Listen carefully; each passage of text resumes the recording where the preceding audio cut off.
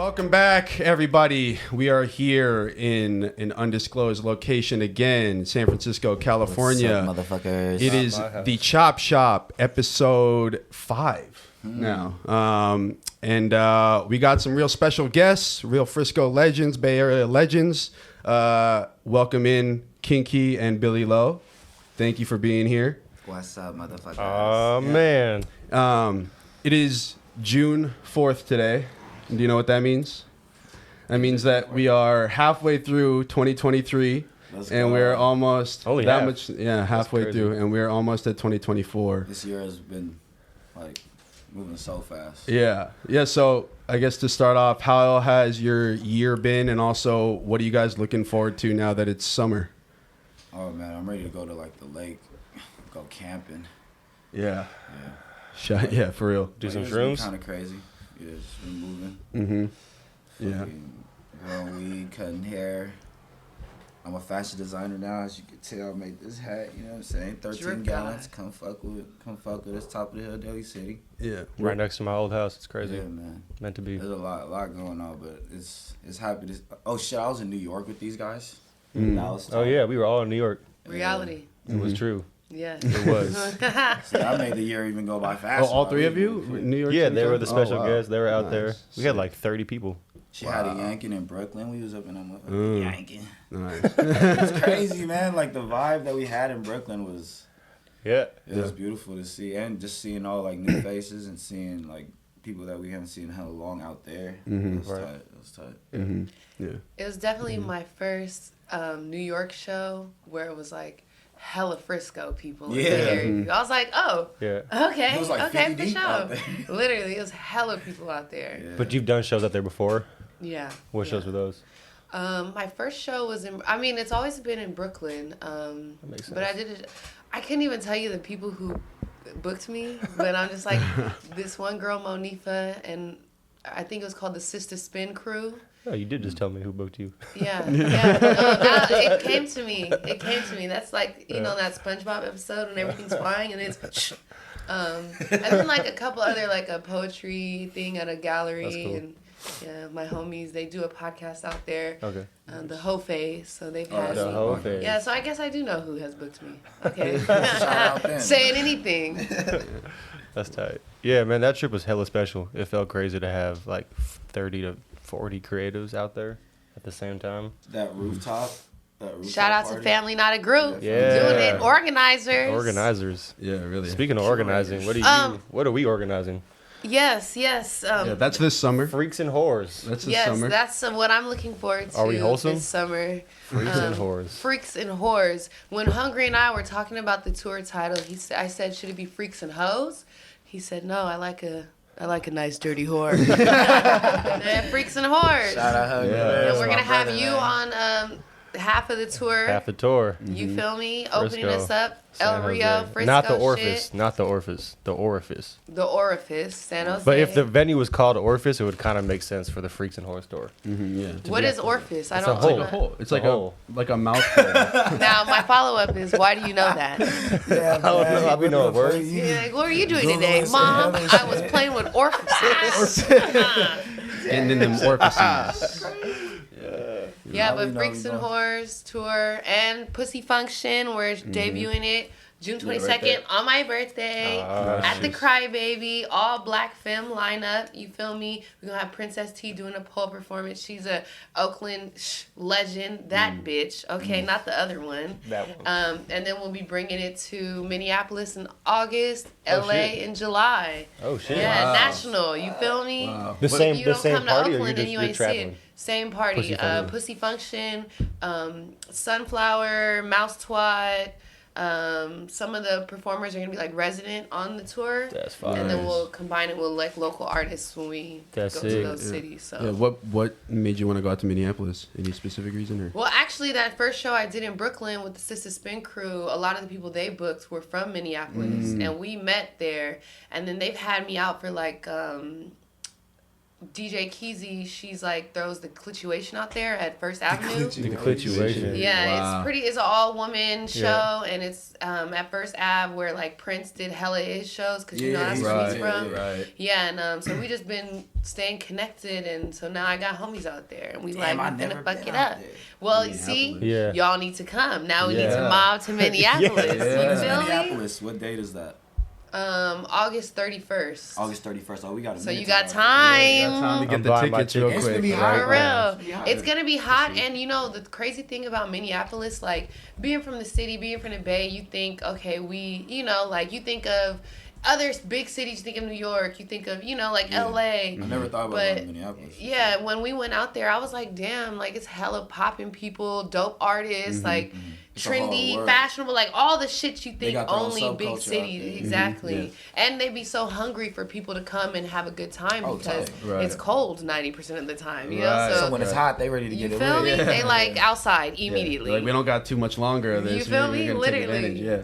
Do you notice any difference between like a Midwest crowd and like a big city crowd, like New York or here, You know what? I wouldn't say so. I feel like, especially with gentrification, it's like at the show at Minneapolis that we did, it was like a lot of white people, it was a lot of black people, but it was really diverse, you know? And that could be the same for the crowds out here. I guess, too, it's like the lineup. That's whenever I notice a difference in the demographic, not necessarily the cities, you know? Yeah.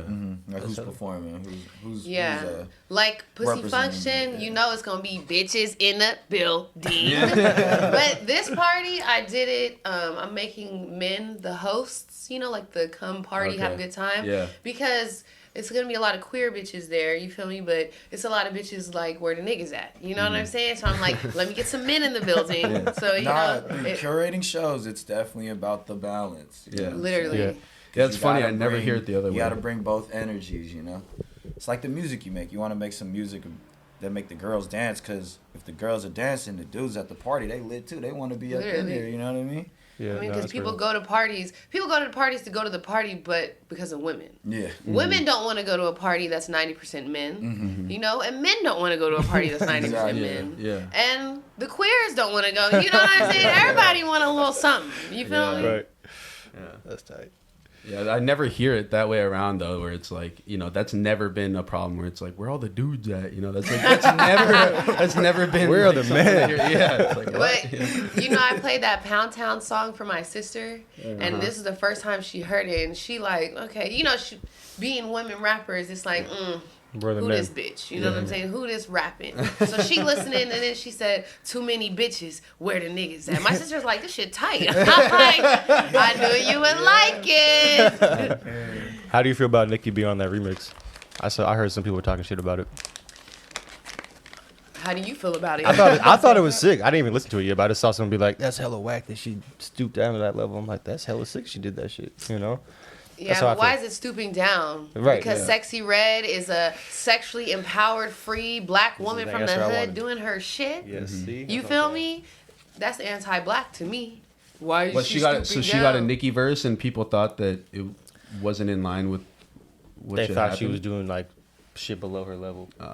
Yeah, but that song is dope. Fuck everybody. That shit hypes me up when they go down literally. to like that makes me respect them more. I'm like, oh, that's what's up. They can still tap in. Yeah. But a lot of people don't realize it's like it's not stooping down. Nicki Minaj is an older, she's been around for a long time. She's an older artist. Rap is a young rapper's game. You feel me? So anything that's hot, and she has a track record of doing this. She did this with G Herbo. She did this with Meg when she first came out. Like she gets hot tracks and she puts a remix on it. When Yo Gotti dropped that he did a song and then she did the remix, the Down in the DM. Like she does it all the time. Even when those girls Pretty Taking All Fades from LA did that. I'm a boss ass bitch. That was YouTube viral. And she did a remix to it because it was hot in the streets. Right, yeah. So it's like, really, it's not stooping down. It's her letting it be known that I'm still relevant. Yeah. Right. I'm on the hot shit. Right. And then it's she's still also got giving. she's in the frequencies. You feel me? Yeah. Well, she's lifting somebody up. Exactly. It's the other way around. Yeah, Exactly. that's like her stepping up, in her career, is giving other people her platform, in a way. Literally. For sure. Which I feel like a lot of rappers don't be trying to do because it's like, if I put you on, then people are going to see how much tighter you are than me. It's that gatekeeping. Well, that's I feel like also if a Exactly. dude does it, it's like, oh, he's being a big homie. But when Nicki does it, she's like, she lost, she's not doing good anymore. She had to go down to that level. So I feel Down with the patriarchy.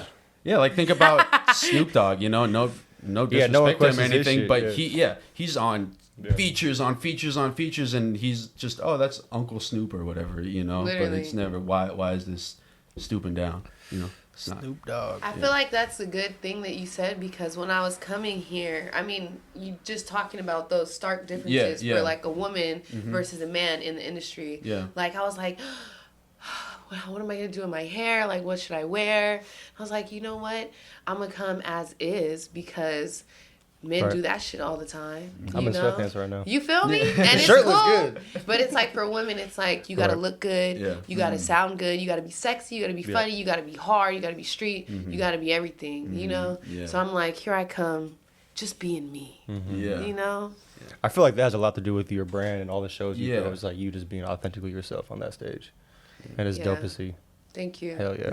I love Somebody that told me before, he was like, yo, Qing Qi, I fuck with you. It's like, I fuck with you.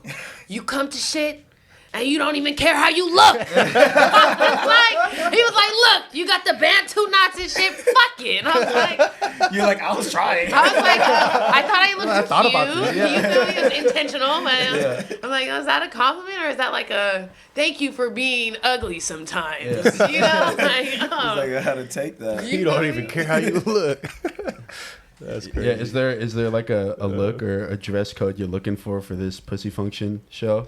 It I looks want to very see pussy. themed up. I want to see titties. I want to see ass. out. If I see All dick, that. I'm gonna be excited. Like I'm thinking, like, damn, what am I gonna wear? I'm like, I gotta be able to jump around while I'm performing, but I need to look sexy and I need to look cute. I want to beat your ass while you beat my ass. But just people That come shit- turned up. Shit, like, damn, what? Yeah. All the females is out there just like that. I'm sliding to every stop. He's like, I'm buying Minneapolis tickets right now. Yeah. Oh my god. Yeah, I'm definitely sliding. Yeah. They said it's $500 to get to Minneapolis. The fuck? Oh, 500. Are you Yeah. driving? No. No, you ain't doing that for a bus? No, I got my ticket. Yeah. I got Yeah. a budget months in advance. So. Yeah. Yeah. Yeah, that's good. Sick. Wait, so have you done shows in Minneapolis before? Yeah, they have a festival out there. It's called Soundset, I think. There's like a rap group. It's like a white rap group. It was pretty big on that side on the East Coast. They and, throw that festival? Yeah, and like Lil Wayne headlined it when we were there. Like Doja Cat when she was still like was this thicker. like an indoor thing? No, it's outdoors. okay. Like a big, huge festival out there. So I played the pre-party for that, the Clituation pre-party. And then like I got a dance team homies out there and they threw a party. Those are the folks that came to Crybaby, right? Yeah, to And they're Pussy from Proper. Minneapolis. Yeah, that was sick.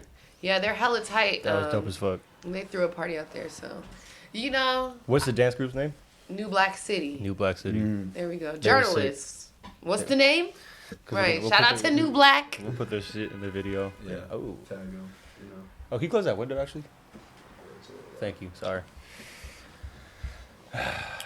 Yeah. Any shows you're excited for, Billy? This summer?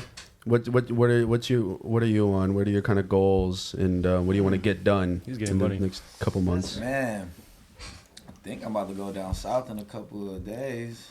Go fuck with my homies down there in Dallas. Got some family out there, working out there. So I want to go to New York.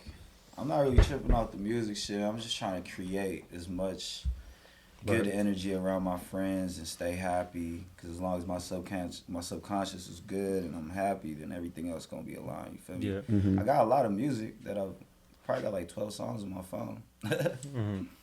Shit. I feel like you started creating a space like that already with Tucked in the Cut. Yeah, you know? like you my like spot, kind of you know? incubated a lot of folks already. Yeah, when I got the spot before, like, what was that, 2020, I was about to move to the Philippines and open up, like, a couple boba shops. Oh shit! And What? then, like, Uncle Billy? and then COVID hit. Yeah, I was gonna open it up next to my cousin's school, so I could be with my cousins over there, Oh, make a what? little money and That's just be out there trying to get away from the world. That's what the whole concept of Tucked in the Cut was. It was really tucked off. That was my whole thing. Like, I wanted to just did. I wrote it on my wall, and then, you know, like, I had my own little home studio. I was recording a bunch of music, and then COVID hit, and I couldn't go nowhere. And, dude, randomly, my uncle, one of my uncle, he ain't like my uncle, but he like my street uncle, always looked out for me. He hit me up. He was like, yo, like, I got this shop that I was cutting hair out of and about to just get rid of it and retire. He's been cutting hair for like 15 years.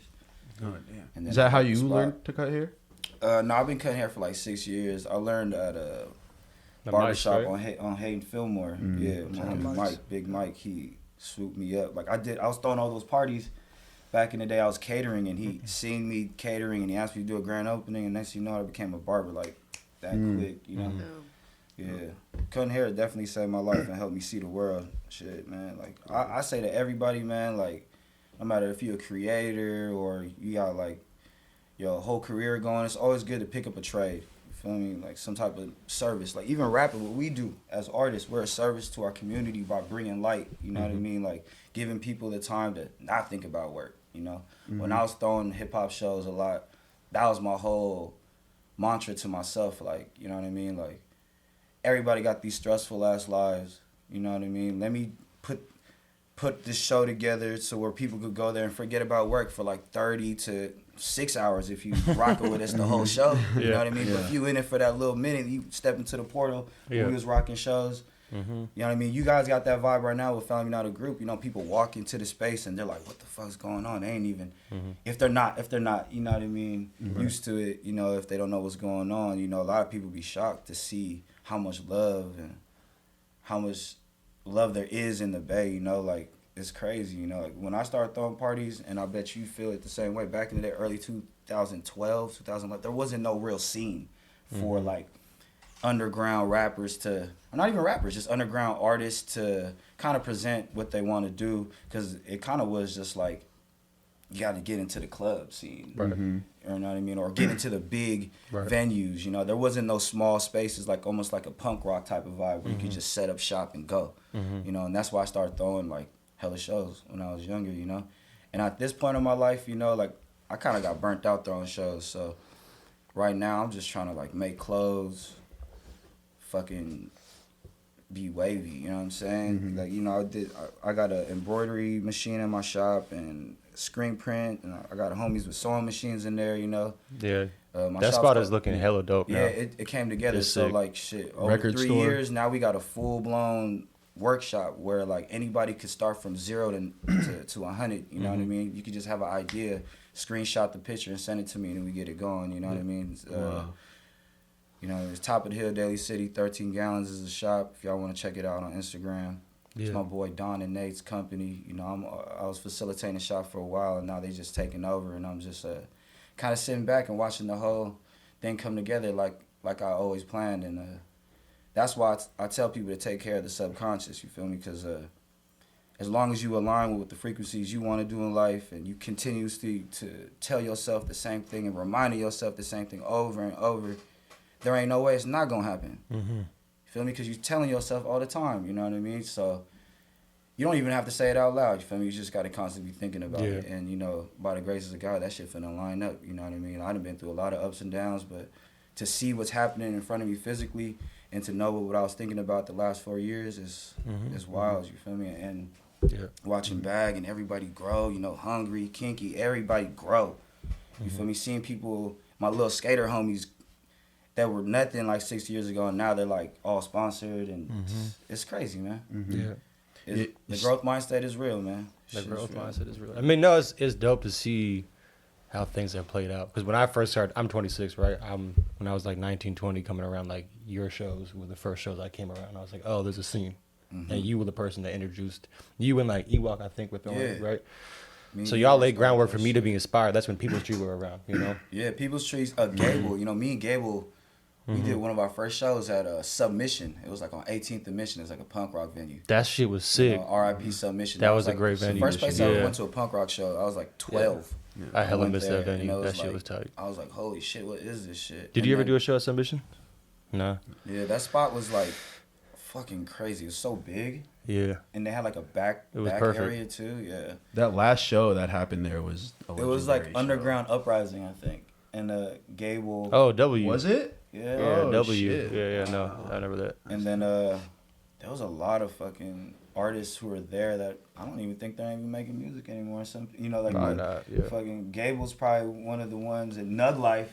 Oh, Nug. Shout out Nug Life from LA. That's my homie right there. They're still rocking. You feel me? So that shows you in life you close that gap. You know what I mean? They're gonna be like 10, 20 motherfuckers say they want to rap or want to be a creator. You know what I mean? 10 years later, who's still rocking? You feel me? Who's still out here? It shows. You know what I mean? And like, shout out to the ones who's still going. You feel me? Because this being a creator is. It's a struggling process, you feel me? That's why I always tell myself I'm a paid artist. Feel me? I ain't doing shit for free. You know what I mean? Like, there ain't no freestyles. You know, of course I'm gonna kick some real shit, but if I really want to get to it and put a full body of a workout, like, I'm gonna stop everything and just be a rapper. Feel me? So right now I feel like I'm just an entrepreneur. I'm like, my hands everywhere. But there will be a time and space where I'm just gonna shut everything down and just lock me in the studio and just get Bag and Cam and Ade and Quake, all the illest producers that come stop by, or I come fuck with them, or they send me emails and I got a whole month of just zoning out, you feel me, eating shrooms and working out and damn near starving myself. I rap the best when I'm hungry. I'm Really? gonna be 100 with you. I'm like the opposite. No, I understand that. I think you have a certain level of productivity when you're a little hungry, when you're not fully full, when you're a little, when you could eat more. Cause I noticed like I rap the best right when I wake up. Like if I'm driving somewhere and I just put a beat on, I'd be like, damn, that shit was hot. You feel me? Driving like is hella therapeutic to the process. Yeah, definitely. I gotta set one of these little GoPros in my car because I've done it before, but I always end up just not doing nothing with the fucking SD cards. But stacked up. Got some shit though, man. Yeah. I love cameras. That's one of my things, man. I really want to be a fucking filmmaker. You know what I mean? I got a bunch of screenplays. Like, cause rapping is dope, right? But all we doing really is just writing our lives out and painting a picture with our words. So why not make a movie? You feel me? I feel like Qing Qi would make an ill-ass movie. Well, you do a lot of directing too, right? I mean, you've been working on video Imagine projects doing a short recently. film or some shit about just those ideas in your head and making that shit go. That's what I really want to do. I be listening to music, thinking, like, listening to J. Cole, listening to, like, all types of music and be like, yo, what if I just shot a music video myself with this music in the background, but, like, show each scene differently with other people's sounds, like, you know what I mean? Like Curtis Mayfield, all these old songs that you don't ever see music videos of. You feel me? Like, why not remake them with our culture?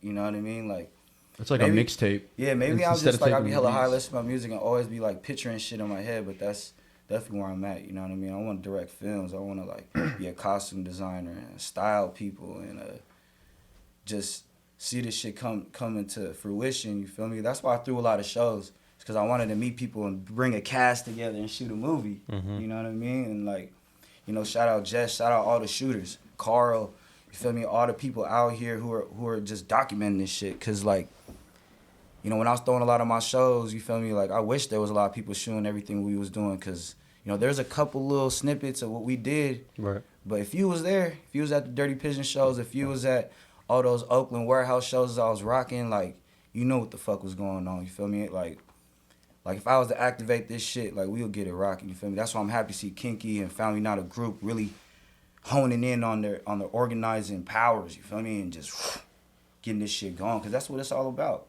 Yeah. I mean, community is about showing other people's talents, you feel me? Because we all bring value to our community, but the number one thing is we got to show it, you feel me? And, like, shout out to Baghead for putting me on one of his beats. Like, he didn't even have to do that shit, you feel me? But he reached out because he knew that I had the people need to hear some shit, you feel me? And like, there's a lot of times I'm like, I listen to my music and I'm like, damn, I should fucking really go in and fucking do this. And then I really think about it, it's like, I really like Fast Money and I like trapping, you feel me? Like this shit, Right. Yep. You know, like, man, the game be pulling me out. And like, with this rap shit, bro, you cannot be halfway in, you feel me? It's like, gotta be fully in, you feel me? Like, yeah, I mean, that's you know, were talking about those rappers who kind of stopped from 10 years ago, and that's the difference. Like, the only difference between folks who are doing it now and not doing it is the ability to continue. The audacity. Just the audacity. That's what Raquel said. She said that's what rap is. The audacity. Just having the audacity to do it. You don't have to have the talent. Right. You don't have to have the friends. Right. You just have to do that shit. Do that shit. Because then you get better just by doing that shit all the time, you know? Because with this art shit, like, you can't think of it as a hobby. You feel me? This ain't no hobby. You ain't no hobbyist, you feel me? If you're a real artist, you're going to do this shit for the rest of your life. Well, also, it takes so much effort to create, but it takes nothing for something to pop off. You know, it's an instant for something to pop off, but for you to get to that point, it's just constant work, Pressure you know? diamonds. Yeah. I always say, too, man, this rap shit, you know, this shit don't owe us nothing. You feel me? Niggas, they owe me everything. Mine is turning me up. They owe me everything, and I want it all back. Hey, and no. then some. That's what I'm saying, The man. fuck? Yeah, on the topic of ups and downs too, you know, in your time of throwing a bunch of shows consistently, are there any highlights that come up in your mind that stick with you? And also, what were some of your biggest challenges throwing those shows? And then for you, Qi, too, I mean, you're throwing shows all the time now too. Like, what are some of the biggest challenges you face when you throw a show? Shit. I could talk about that shit for you. Yeah. I mean, I'm sure there's a long list to What choose challenges from. but- don't you face? Yeah. Shit, dealing with hella artists, you feel me? A lot of people have different personalities, so you're trying to organize everybody's lives in a sense. You feel me? You're trying to see where they at with it. You know, some people could be divas. You could be a dude. You feel me? You don't even have you feel it. Everybody got lives and stressed out, and you over here trying to, like, bruh, send the fucking, you know, he's sending the fucking files, you know? Everybody's trying to get all that one email, and it's hard to organize sometimes. Sometimes it should be hella fucking unorganized. I remember shit like that happening where, like, fucking speakers getting drank spilled on them, like, wild shit, you know? Like, by the grace of God, every show I've thrown, there was never no fights, really. It was probably, like, 1 or 2 fights, and I done thrown, like, probably, like, a show every month, you know, for a couple years straight, you know? Shit, my favorite shows really were like the ones at Chapel with Cali. Because Cali put me on a couple shows at Chapel. I love the Chapel. The Chapel's one of the illest fucking venues in the city. Back when Kenzo was I was gonna say bodyguard, but bouncing. He's the bodyguard bodyguard. in the Chapel. No. Yeah. Speaking of the Chapel, remember you had a little dance battle with Mike. You want to talk about what you did on stage? No. Do you want to talk about it? I do want to talk about it. Talk about I want it. to talk about it. The coochie juice. Just get to it. So, Qing Qi wiped her coochie, smelt it, and then flung it at Mike. No, you want to know the real That's a truth, devastating though? move. I was really nervous. I was to really dance nervous. battle or to be close to Mike? To be hosting, you know, like I've never been to the Chapel. I think a lot of people would be surprised how many venues I actually never been to. Like I just was at the Stork Club. It was like the first time, you Right. know. Well, I feel like you do a lot of Spot guerrilla shit. Like you kind of make your own venues, and that's just Yeah. like I That's see you the on street dopest corners or like Yeah. shit's sick. It's hella dope. Yeah, I this ain't gonna say. So, what y'all doing this weekend? Pulling up somewhere and calling it a show? Are you mad because you ain't getting booked? Sorry. Nah, but I was pretty nervous. And Mike's hella fake, cause fake, boom. Cause he was like, no, yeah, well, you know, I'm not really a dancer. And then he was like, He started. hitting the worm and shit. And then I was like, you know, I was hella high. I was like, damn, there's a lot of people here. And I was like, what am I don't know. And then when I started doing it, something told me, like, this is not a millennial crowd fully. So niggas don't understand you got served days when we used to just be hitting that shit. Yeah. you feel me? With the shopping cart and with the Q-tips With and the TV. You feel me? Doing anything like, nigga, now I'm about to. You feel me? Back in the day, people would have seen that and like, oh. This time it was like, what did Brack say? He said, "This is the worst dance battle I've ever seen." And then I tried to get through the worm, and I was like. But it was entertaining though. Look, you still talking about it. I fucking love Pussy it. juice in Mike's That's face. one of my. That's one of your most impressive moments for me. There's a lot of them.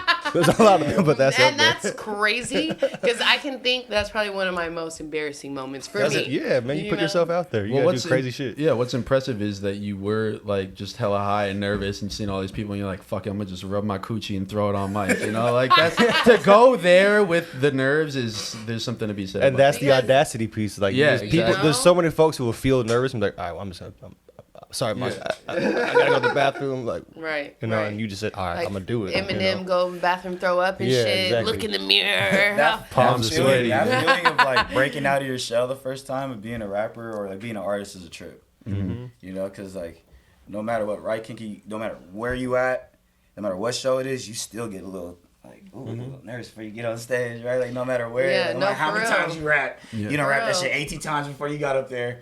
You're like, I better not forget my first bar. Bro, literally. And you know, I seen this thing that Beyonce said. She said if she's nervous before a show, she knows it's going to be a good show. Mm, yeah, You know? yeah. So Yeah, I if you always don't think care, it about doesn't that. matter. Yeah. Yeah, if the nerves aren't there, then gotta your be effort kicking, is you gonna know, yeah. dwindle. Yeah. Yeah, that's real. And on that too, can to take it even further back, do you remember the first time you rapped on stage? So First. Who you asking, Kinky or me? But I mean, both of you really. Shit. Was it Horizons? No. That was my Was it? first show. Is one that you hosted for Horizons. Technically, that was my first DJ gig ever. Then the one on Patrol? It What? was it was on Y'all did the Valencia. It cook- was underneath The cook-off. Yeah, it was like there was like the Healthy meal. Kitchen cook-off. Exactly. HELL. Yeah, exactly. The healthy kitchen. Yeah, like why? yeah. Why? Yeah, right. Why? Yeah, that Healthy. was my first. But what was your first? Did you name it Healthy with the? Yeah? No, I Oh, was okay. just the host. It was the kids that put that event on. Yeah. That shit was tight. No, I would say, you know, I've been performing forever because, you know, I'm just always trying to get on the stage and like singing or, you know, dancing. And but my first rap show, like for real, was at the Neck of the Woods. Oh, It was On like Clement one of Street. those, you probably seen them. They're called, I don't know, they travel all over the country and they do like competition performance shows and you Like get showcases and shit. yeah, exactly. It's like, you know, then you pay. It was like a pay to play. Oh, pay to they get give you on the stage. tickets I to see. resell The type of Bruh. shit. Bro, I done did that in San Jose for like San Quinn. Yeah. Andre Nicotina. Yeah, then pay to play is like starting out. You think like, oh, this makes sense, that's how and you it's have like, to do it. Yeah. That Now, shit was whack. That's yeah. why I started my own shows. yeah, exactly. Because I was like, why am I Same. giving Brody $500? I think I remember the fucking company.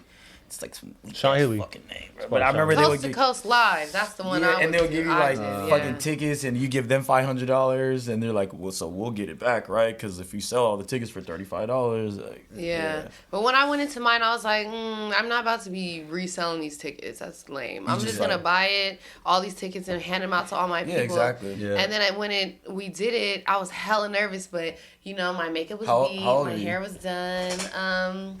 I was in my early 20s. Okay. I was to younger people, I was older. You know, people would be like 16. I was like 22 or 21 or something. Right. But I had hella people in the audience. Like That's all what- my that's- people that's showed. what You it's know, because I about, know yeah. hella people. Yeah. So people showed up and they just was like half the crowd was there for me. You know, so I was nervous, but I turned that shit out. And actually, you know, PK. He was like, Oh, he's like yeah, an fuck OG. with the jacket. Yeah, he was his Yeah. manager, a few other people's managers for a minute, OG Bay Area industry Yeah. guy. But he was one of the judges, and he was very unimpressed the whole show. He was like, why the fuck did I agree to this? That's how he looked. Yeah. And now it's like, Oh, for all acts. yeah, for all acts. Yeah. And then, you know, all these years later, I think it's been like 7 years maybe. And now we're like, you know, we know each other beyond me trying to get, like, win a contest. It's like, yeah. now I'm a real nigga in these streets. Yeah, respectfully. Big protein. Yeah, Feel those me? beginning like open mics type of shit is like that whole. That's I how you remember- gotta start. Yeah, like dude, I remember the first year I told myself like I'm gonna just do open mics for a whole year straight, and then after that I'm not doing open mics because like you gotta pay your dues, you know. You gotta Yeah. that you know. Fuck, I remember the first time I rapped. You said on stage. First time I rapped on stage. like for a show or in front of people. Shit. Like, come through. I had to been like 16, 17. I was going to Sunset Youth Center. Oh, And they were yep. putting on like different youth events and stuff, and we were able to rap in there. That was my first time being in like a real professional studio. It's crazy how many That shit artists was have a like, shout out background. Joe, you feel me? He got us in there with the Joe Stuckel. I don't even remember, I but think I know Joe. yeah, Joel though. Big Stucky. Yeah. Yeah.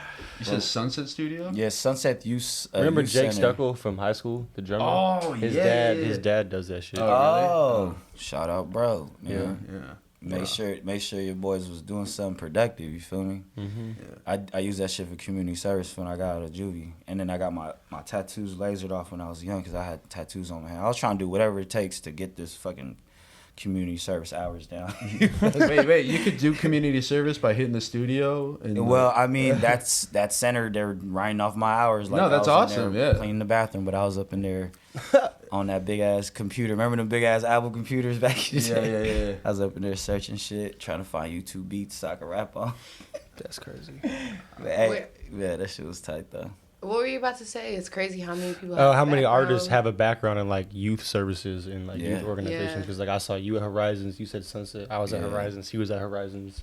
I did local block. Horizons in the building? Yeah. In the building, Shout out to- dude. Where you I was just over were? there. You were staff, right? You know, I actually started kind of similar. I was on like, it wasn't like a real probation. It was like a fake probation. Because this girl called me the N-word and I was like, fuck you, bitch. And I just like, Fire. don't call me that. Yeah. And then so they gave me like this weird case. And my case manager, shout out to Big Harvey. You feel me? Oh, Harvey. That's my case manager. Harvey the Exactly. Hey, that's my Exactly. uncle, man. Shout out Harvey. Yeah, Shout out Harvey. okay. Frisco Pino. He put me in touch with Horizons as a youth. And so I started there in the probation program. Or maybe my, I don't know, one of them. But He's still doing that Yeah, work my too. Eep. I haven't heard my Yeah. Eep in so long. yeah, They got everybody jobs. They get you a job at like Giant Stadium or some shit. Or Yeah. my sister worked for the Beacon for hella long, 9 years at Denman. Oh, CYC. Yeah. Yeah. Shout out Will, Rudy, you know those dudes, man. Yeah, it's pretty, you know, I would like to consider myself an orphan, a San Francisco orphan. Like, San Francisco adopted me. I'm in the same boat as you. Yeah. You feel me? Because Yeah. I grew up all over the Bay Area, just being homeless and, you know, not really having no family rooted anywhere, you Right. know? But I remember I was probably like 13 and all my friends from school were getting jobs at like Togo's and they were like, you know, white or like Latin and like gay and like, you know, palatable young people. And I was like, bitch, we out here. What's up? Hire me at hyphy at Gmail. You feel me? And so I was like, damn. walk in with paper resume. You know, literally. With And your then- little folder going through the mall, like. Literally. I got my coffee. I remember my PE teacher was like, you're going to put that on the job application? That's your email? And I'm like, what should I say? But it wasn't until, like, you know, really my family being in the city and me coming out here where I was like, damn, like, I was accepted. You know, I was like, I got a case manager who cared about me. He plugged me with programs. Like, you know, that without those programs, where would I be? Because when I was at Horizons, I started in event production. And we was doing free community events. So, you know, I was like 15. And now look at me. Yeah. You know what I'm saying? No, Poontang that- party in this bitch. Yeah, that shows It you how trains you to important. get, You you feel me? know what I mean? Yeah, those That's services tight. are so crucial for kids, bro. Nah, definitely, dude. Yeah. Yo, all those case managers and all the people who work with the youth, y'all doing God's work, man. Literally. Cause when I was younger, like those after school programs, they fed me. Like even, you know, growing up and getting an allowance, like I got like $1 a day. You feel me? I ain't talking about I was poor. I was talking I was poor with no OR. You feel me? So Couldn't even afford shout that. out to everybody who looked out for me, you know what I mean? In the skateboard world and everybody, you know, like shit, cause the kids out here, it's hard for a shorty to grow up out here, man, especially if you broke as fuck. You see everybody getting shit and you might turn the other cheek on it one day and the other day you want to go rob somebody, you feel me? But when you young, you don't see the good or bad or evil, right? You just hungry, you know? So, and a lot of kids at this point right now, it's wild, you feel me? I'm seeing kids 13, 14 with wallies on their hip, like, and they're like 13, 14 years old. You feel me? It's a normal thing. You know, I think it's like, it was like that back then, but I don't know if it really was, though. Like, we was chunking in, no one was pulling out straps. It's Now it's also like, it's the access. exactly. Yeah. Like, The YouTube it's videos so with quick like to calling go. out the certain hoods and they see it in a second. You know. What I mean? Yeah. Yeah. We didn't have social media like we did now. I don't think people are MySpace beefing like that for real. Now, but now you could get on IG and fucking request live to your fucking op. You know what I'm saying? Right. That's hella funny. And that's that quick, you know what I mean? But Literally. that's why being an artist is great. For me, gives kids hope. gives people the time to Right. actually go through all the emotions. You feel me? Because that's what every kid who's going through a lot of shit, they need to really go through every emotion and kind of see it for what it is and write it out. That was the illest shit about being. I started doing spoken word as a kid, and that's what got me into rapping. You feel me? Like doing like poetry slams and all that shit, writing down poetry, not even really rapping, just writing words down, and that shit was dope. And you know what I mean? I think Big Jess Tarantino out the building. Shooter. Shit Clean to do. shots. Booked and busy. Wow. Book Jess Tarantino for some clean shots if you ever need a photo shoot. All right, thank you for coming. All right. Peace. All right, The dog won't hurt you, I promise. Yeah. All right, y'all. Bye, y'all. Hi, good to see you. Didn't even get to hug you, girl. See you later. What you smell? So much more space now. Smell hella good. Yeah, because the kids are gonna go through what they're gonna go through, but they need a space to be able to process it, even for a moment. Yeah. To because I think a lot of kids don't get that, and that's when you see kids really fall off. Yeah, I feel like when I was a staff at Horizons, we had kids that we had, young adults in programs where we couldn't place them anywhere. Like they didn't know how to read. They didn't know how to talk to people. So I had a young man, I would just go sit right here. Here, let's go buy you some albums. Listen to the album all the way through and then journal how it make you feel. You feel me? And that's what they did for work. Because it's like so many people are just looking, it's not about what I'm experiencing here, but just the resources, the opportunity to be somewhere safe with food, Socializing. Yeah, exactly. Like being just a treated space. like a human and not talked down to, Well, it all stems from like these kids go through what they go through in their homes, wherever they're coming from, and they end up at the school, and the school has no understanding for them. Exactly. Yeah. So they spend years of their life being shunned from the major institution And they're part of. those And then adults who give the kids a little bit of time, right? Like the adults who actually listen to the kids. Those are the ones who are gonna make a difference in that kid's life. You feel me? Because there's a lot of times where we all just want to be heard, right? Every artist, they just want to be loved, right? At the end of the day, right? want to be seen.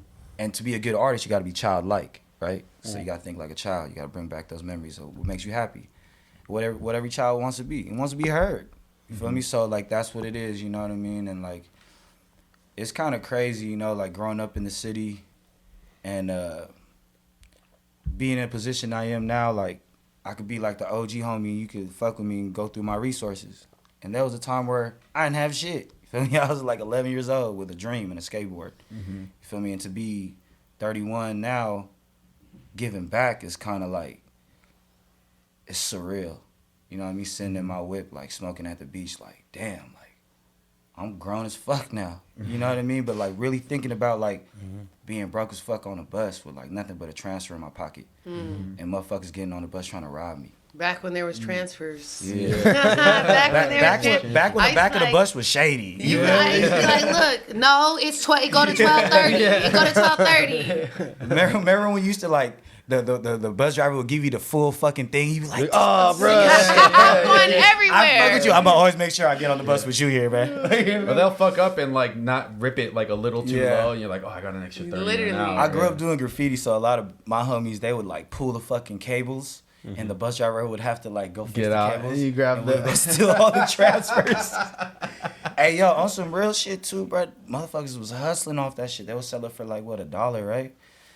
Dude, those things were paper. Yeah. You know what I mean? The youth people passes was too. stealing that shit and then be downtown selling it. That's free money, man. That shit was crazy. What a time. Fast passes. Shit. And now it's all Clipper cars. Did you go to school out here in the city? Yeah. What Yeah, school did I you went to ISA for a little bit. Uh-huh. I went to Mission, but I graduated from Hilltop. Okay. Yeah. I went to Balboa, but then I graduated from Downtown High. And I went to Yeah. Denman, too, middle school. Yeah, my sister went to Everett, but I'm pretty bougie, so I was like, not me. When I went to ISA, I was like, this school is ghetto.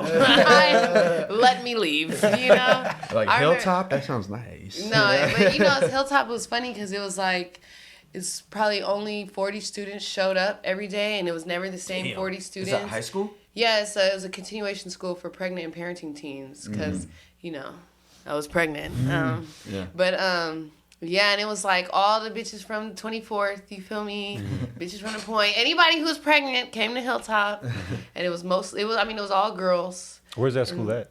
It's on Bryant and 25th. Oh, okay, in the Mission. Yeah. I think I know. Yeah, no. It's still there?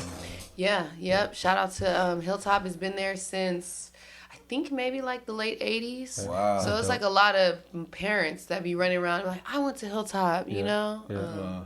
That's beautiful though. They help out a lot of people who need that help. Yeah. How did you feel about your experience there? It was like life-changing. Yeah. It was the best That's dope. experience I've ever had. Like, all my teachers, I love them. Like, because we had child development classes there. Because, you know, we were young moms. Yeah. And we had a prenatal class. And then, like, the nurse there, that's still my dog. We used to be having dinner sometimes. That's tight. My child development teacher, she's, like, my second mom now. Yeah. You know? Like, that's it. You know? Yeah. So that's why I like moving around, just growing up kind of all over the place. Never really feeling like anywhere was home, you know? Being like, 14, coming to the city, and then having those kinds of experiences, like, this is the place that changed my life, you know? Yeah, I feel like growing up in the city, I seen you a lot. Like, we would ride the bus together. Like, Really? Yeah, I remember your face. And I remember, like, when like you were coming on the scene making music, I was like, I know her.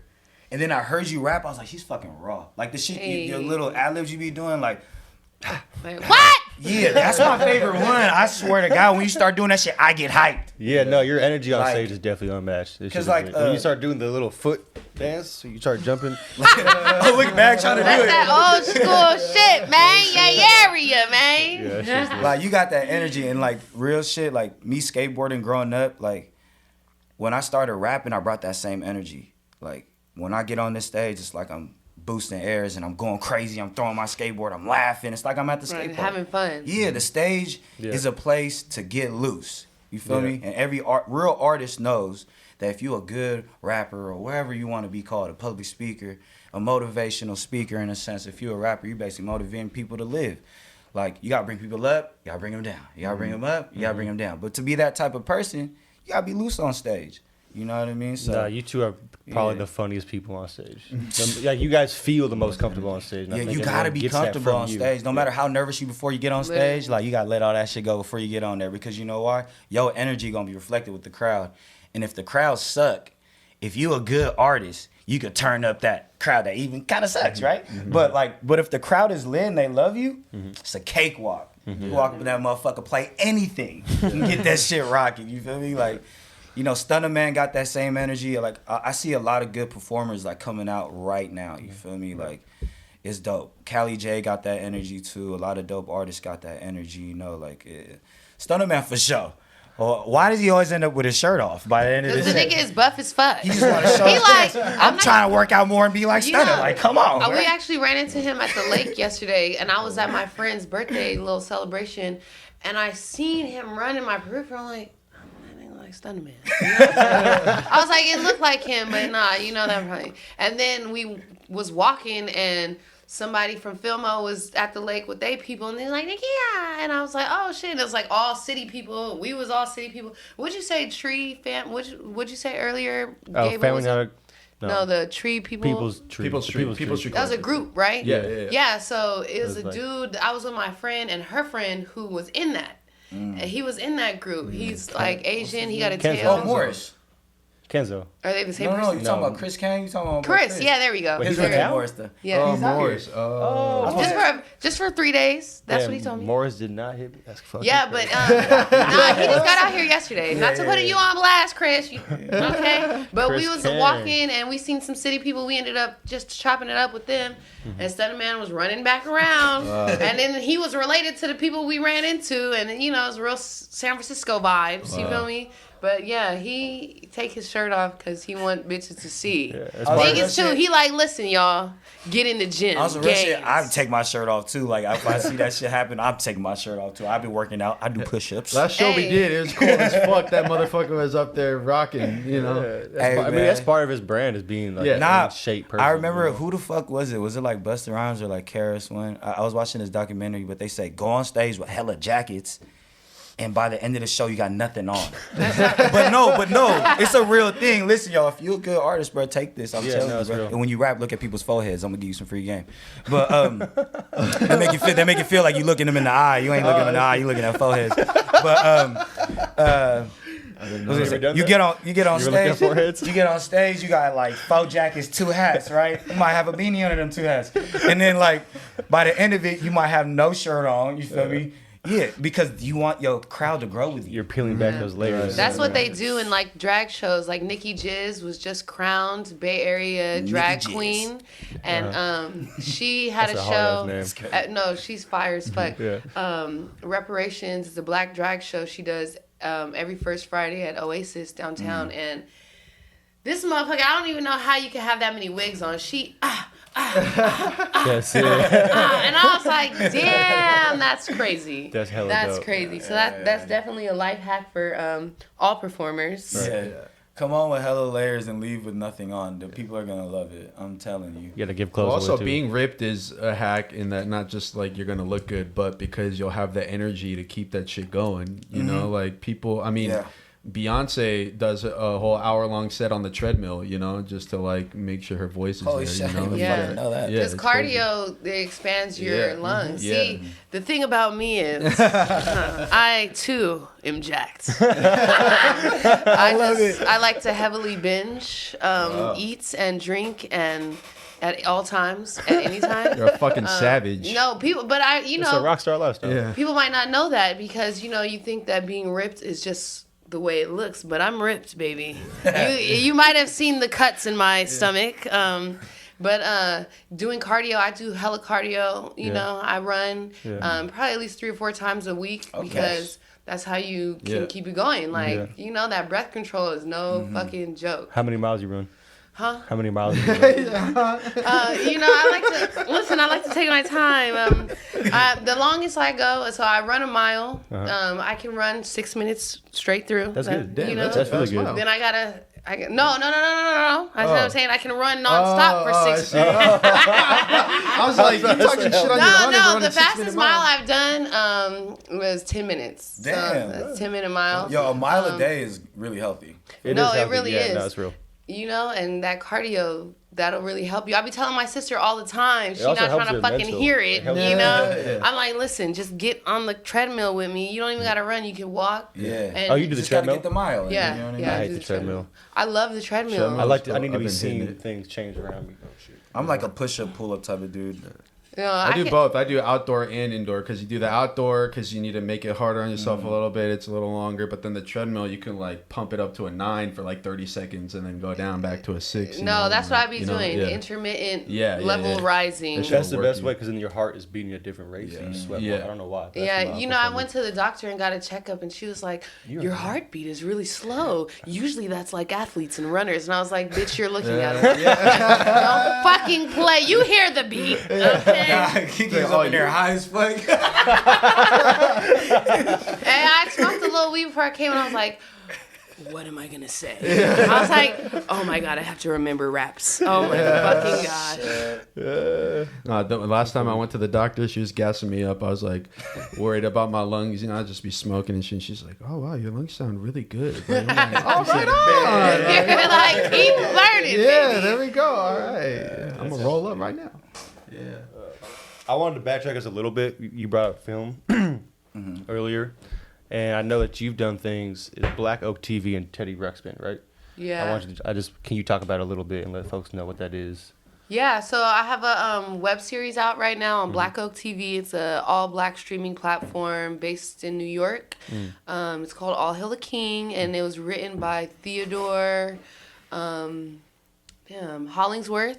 He's a writer, comedian, film person, and it's just basically like some Bay Area producer, rapper gives me a bag of money to like get my album, my music videos done, and he's just hella difficult and like presenting like all his ideas. And he's like, well, if you don't do it, I'm gonna take the money back. So it's just like 7 episodes, 6 are me making the videos, and the 7th is like all the videos in a visual album. But Are they all out right now? No, I keep right? forgetting I have 2 more to drop, but I, that thing about being an artist when you're a rapper some of the times and an admin person some of the times and all the other hats some of the times. Yeah. It's like, well, eventually I'll drop this. But I do want to share with y'all that I have my first feature film coming out with Shy, who is from Richmond. She's a film writer and she's like phenomenal person, but we're doing this movie Donna and Allie. It's filmed in editing. The premiere called will Donna be Alley? Donna and Allie, an Oakland Cinderella story. I think that's the name. Are you like main character or like supporting Yes, I am actress? Allie. She is Donna. The preview looked great too. Yeah, it's funny. And when she was hitting me up, she was like, "Hey, like, I'm a filmmaker. I'm working on this movie. Check the script out." And I was like, okay, whatever. Creators are creating all the time. So it's like, oh, I don't know what low budget the shit this is. Yeah. And then she hit me like, we have to cast. So did you read it? And I'm like, I read it. It was great. Let's do it. And I never read it. And then, so when we showed up, even like the day before of filming, I had to be in like the hairdresser's chair at like 6 a.m. to get the weave put on or the wig put on. Yeah. And I was reading the lines like, trying to remember. You feel me? Here we go. And then when I showed up, it was like a real full film cast, like production. I was like, oh shit! Let me see them lines one more time. Yeah. But that's gonna come out. I think it's debuting by 2024. They're trying to pitch it to some film festivals right now. But that's super dope. What's the whole premise of the film? Can you talk about it or? Yeah, it's basically 2 girls who grew up in like group homes and they run away and just become like menace to society, committing petty crimes, and now they got all these warrants and shit and they're hiding on the low trying to find a way out. And one of them, she has PMDD, which is like it's kind of like PMS but like on a whole nother level. It's like a disorder that they officially said is real for women, for some women. What is it? It's like basically, and the woman who created the movie, she wrote this character like this because she has this, and it's like 10 days a month. Say it again. The director has this. She's not the director. She's the writer, wardrobe person, and co-star, and fundraiser person. She's Donna. She's Donna. And you're Allie. Yeah, I'm Allie. So Donna is like this crazy girl who's always beating people up and flipping out. And it's really because she has PMDD. So 10 days every month, she's like crazy. Terrible. Yeah, exactly. And her emotions are high, her hormones are high, she's violent. And this is a real thing. It's a real thing. It's a real thing. Yeah, and so our whole character's whole lives, she's like beating people up, and I'm like the lit one who's like, bitch, we finna make it. Stop beating people up. And we stumble into like BDSM work, and she's like the girl, and I'm like her friend pimp, and I'm like, let's get this money. You feel me? Yeah. And she got beating dudes up for money. You feel me? And one of her clients is like a doctor, and she's like, you're a crazy bitch for 10 days out of the month. I think you have BDS or PMDD. You feel me? I think you have BDSM. I think you have BDSM. But yeah, it's hella funny, hella Bay Area people in that motherfucker. That sounds like a crazy premise. Yeah. So she uses that PMDD to enhance the BDSM work. Yeah. Well, really, it's working for us. We work at a strip club, and she's always beating people up. She beats somebody up, and we get kicked out. It's set at a strip club. Well, it starts at a strip club, and then it's really set in our like sex dungeon, which is like our apartment that we turned into our. This. You feel me? Yeah. No, it's tight. It's tight. I want to watch this with my homegirl. You feel me? With my lady friend. It's hella good, and it's hella funny, and yeah, that shit was. It sounds like it definitely like highlights. Yeah, is it gonna be coming out like 2024 summer or like the beginning or like? I'm not sure. There's a few film festivals that have asked to premiere it, but a lot of the big film festivals like San Francisco, what is South by Southwest, all these other spots, they already passed. So they're trying to decide how they're gonna play. Well, that's what filmmakers have to do is wait a long time. Yeah, they might wait that extra year and a half so they can like be in those. And do it right. Yeah. That's dope. I feel like it highlights a reality that isn't really talked about. Which what's that sitcom with like the 2 white girls who are friends, like 2 Broad City? So it sounds like a doper version of Broad City. Yeah, Bay City. But she was like, marriage, childhood. I'm only 27. What do you want me to be, a child's bride? I was like, this is funny. Yeah. This is funny. That's tight. Yeah, that duo of two women, and it's cool that we're both black women, Yeah, no, for sure. Albeit we are both light-skinned women, but the writer was very intentional about, like, getting as much melanin on the scene and in other roles as possible, So, it's that. That's hella dope. And I mean, you have been directing too, right? Yeah, I direct all my music videos. Okay. All of these. Which is your favorite?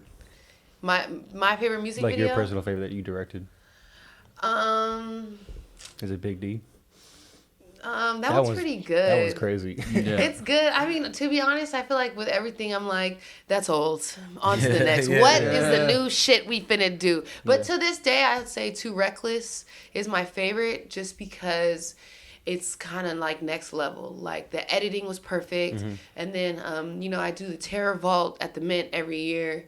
And they let us use their set. Well, I rented it with my own money that I paid, so put that out there. And Big bucks. it's like these are sets they build year round. So This is the Halloween shit? yeah. So this is Nun. that was like a full real music video, like a built set, like paid dancers, like and the visual effects, me in the nun suit. It just felt very future for me. No, it's dope. It's super dope. On the topic of Big D too, can you talk about how you linked up with Traxamillion and your experience working with him? Yeah, it's funny because the first time I linked with him for one of his studio sessions, he was working on this women's project, which I feel like everybody now is like, women are hot. Let's do shit with women, But shout out to Traxamillion, R.I.P. to a legend, San Jose in the motherfucking building. They need to put a statue up there for Traxamillion San Jose. You for feel sure. me? San Jose, you hear that? But man. the first studio session, he had like open studio sessions for different women rappers. That's tight. And I be DMing all these Bay Area niggas. I be like, hey, let's do a tape. Hey, and they respond and he was like, well, I'm having a session come through. And my sister picked me up from the Terror Vault at the Mint. And I had like a fake wound on my forehead, like some zombie shit, and I was like, let's go. And we went, and it was some other women I knew there. Let's go. You feel me? And he dropped a beat, and I was like, let's go. And I got in the studio, I rapped that shit. He's like, that shit go crazy. And then he hit me up, like, I have another one. And when I went to that one, it was in Emeryville. And it was a couple other women in there who were also on the project. And I was just very intentional, like, I need my own track on this. Like, I don't need to be featuring. I need Traxamillion, Qing Qi, legends. You feel me? So he put up a beat, and I just started writing hella quick, like. And then I recorded it, and he was like, this shit go crazy. I think it's perfect. And I was like, I know. That's what I came for. That's fine. And I told him, like, if you put in, we go in financially on the video, I'll direct it, I'll get everything together, I'll get the space. Don't worry about nothing. I'll take care of all of it. And then we did it. Wow. How come you like using the nun character? Just because I think crimes against women are what's really important to me. And the Catholic Church, churches in general, but the Catholic Church is like fucking crazy. Up there. I'm Filipino, so I know about that Catholicism shit. Yeah, that shit is, so I just feel like it's like, fuck all y'all. I'm like, I'm gonna pop out, the bitches gonna love it in a nun outfit. Yeah. And that's, wild. Yeah, that's fuck fire. Trump. Yeah, you that feel shit- me? Like, this is the sickest nun I ever seen. It's hella dope. No, I like the way you cut through bullshit and you cut through some like these like big narratives that aren't talked about, Yeah. Like the Catholic Church is like probably one of the oldest institutions attached to colonialism, and so for you to like rap how you rap with a nun outfit on is hella dope. And something funny is in the web series, one of the episodes, I'm wearing the nun outfit, and I'm like on those bikes that have two seats. I forgot the name. Tandem bikes. Where It's like a motorcycle though. not like but it's like the double It's bike. longer, the right? double bikes, The tandem yeah. bike. Tandem bike. Yeah, There we yeah, go. yeah. And I'm riding through West Oakland, going to all these filming spots in this nun outfit, and I ain't never got hollered at so much in my life. I swear, like dude's like, "Hey," or like, "What's up with you?" Like, I'm like, you guys are sick. You're fucking sick. They're like, this bitch ain't never had sex before. What's up with her? Yo, it's real. I feel like some nuns be. Also, I'd just be cracking up. Like, even if like I knew if it was a fake nun or not. Just seeing a nun bike down the street. I don't know. I just like them doing anything but just like walking very slowly. And welcome to Oakland, bitch. Yeah. You feel me? Riding out, Should we get into some of this music? Get a couple tracks Who in. wants to rap first? Men first. Okay, I'll go first. Here, while you get the tracks ready, we're gonna do a quick pause because I need to go to the bathroom real quick. Yeah, me so, too. Yeah. Let's do that, and we'll be back. All right. I'll be a rapper, right? Okay, Back we to are the back raps. at it with some Back at it again. rapping. Freaks and whores Freaks and Whores coming to a through. city near you. Pussy Function. Function, June 22nd. Yeah. Coming to probably Oakland. closer to I'm you. 'cause coming it's to actually around the country. Crybaby near you. All right now we're about to do a little rap, some raps and Rappity hip rap. hops and stuff. You know what I mean? Rappity We got shit. Billy Lowe over a beat produced by me. The song's called "The Formula." And what's it about, man? The Formula.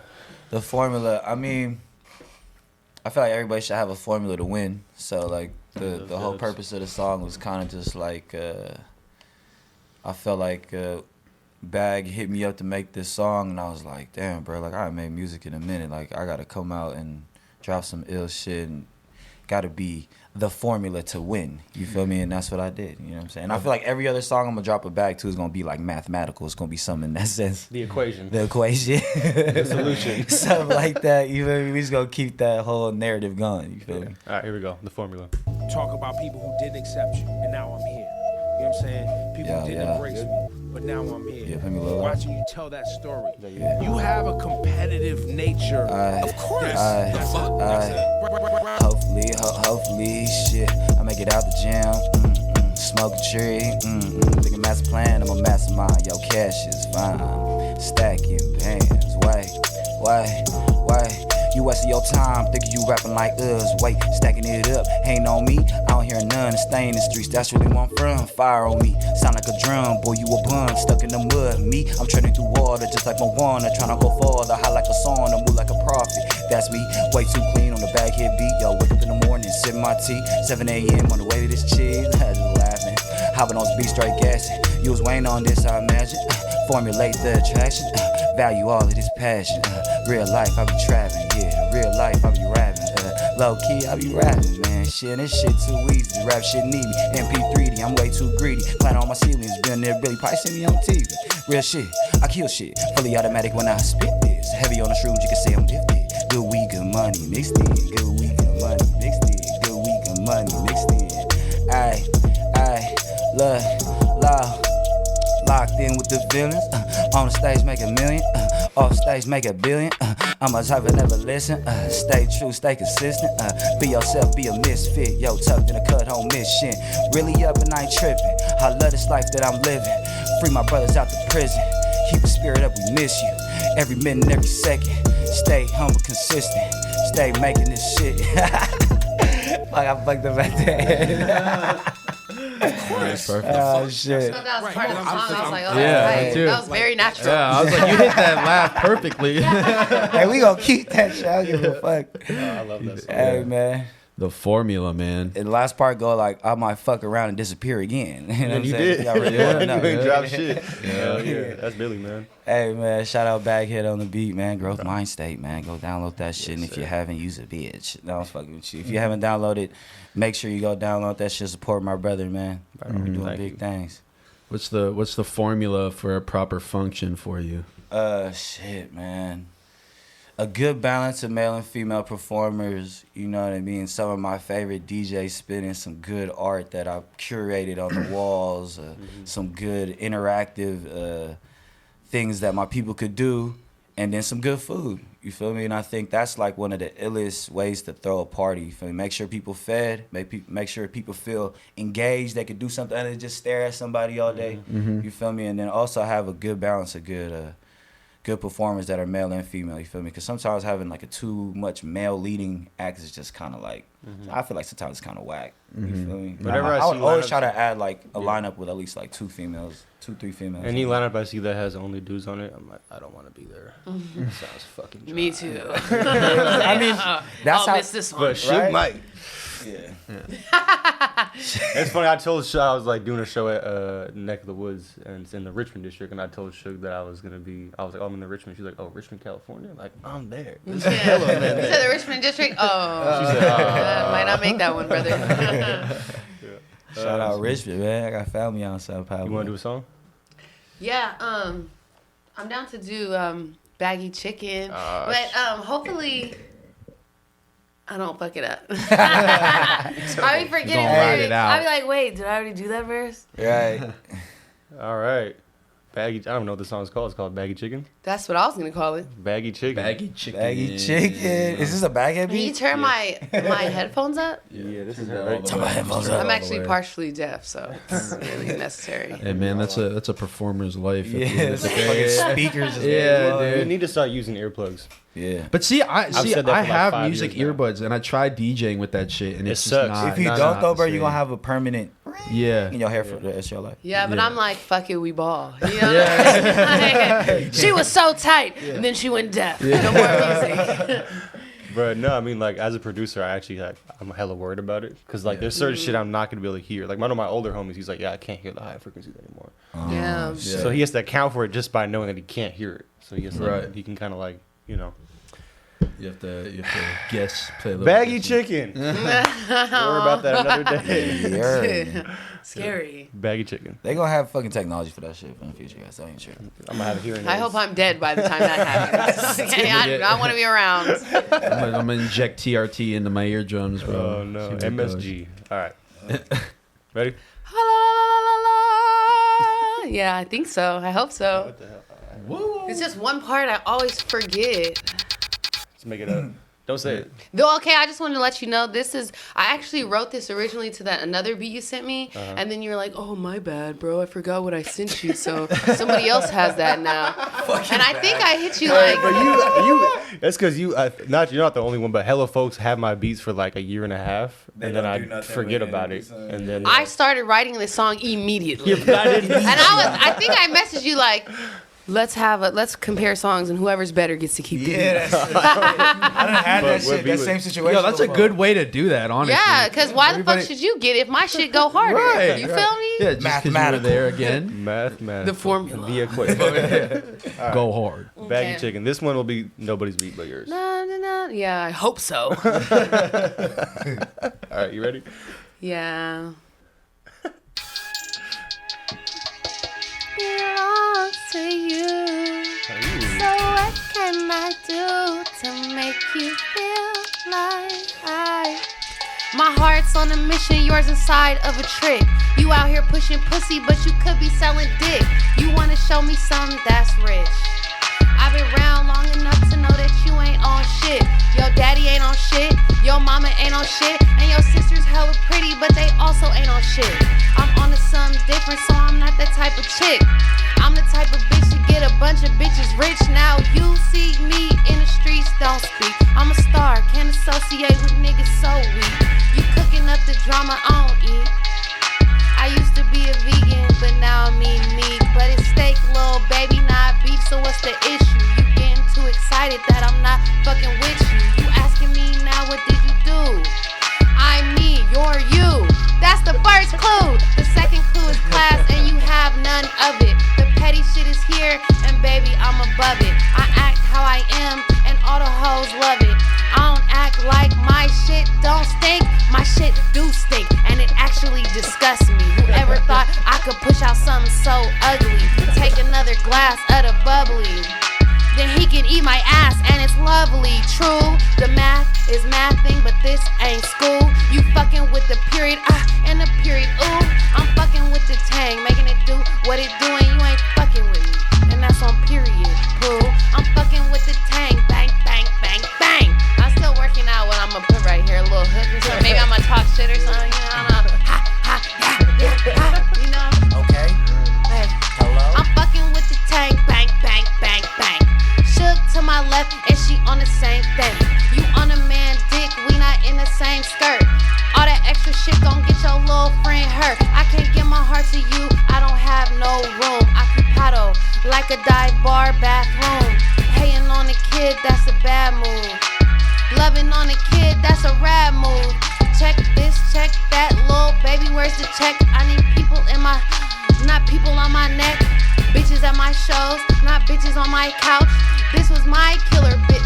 Fuck. That man going resourceful like a fool. The universe support me, baby, that's true. Every time you hit the stage, boo! Come fuck with the tang, come fuck with the poo. See, I always fuck it up. I'm like literally writing like our whole project all at once. So I'm like, what song is this again? Bro, yeah, that shit is sick. What the fuck? Yeah, that shit went hard. You know, I feel like your beats are very tight.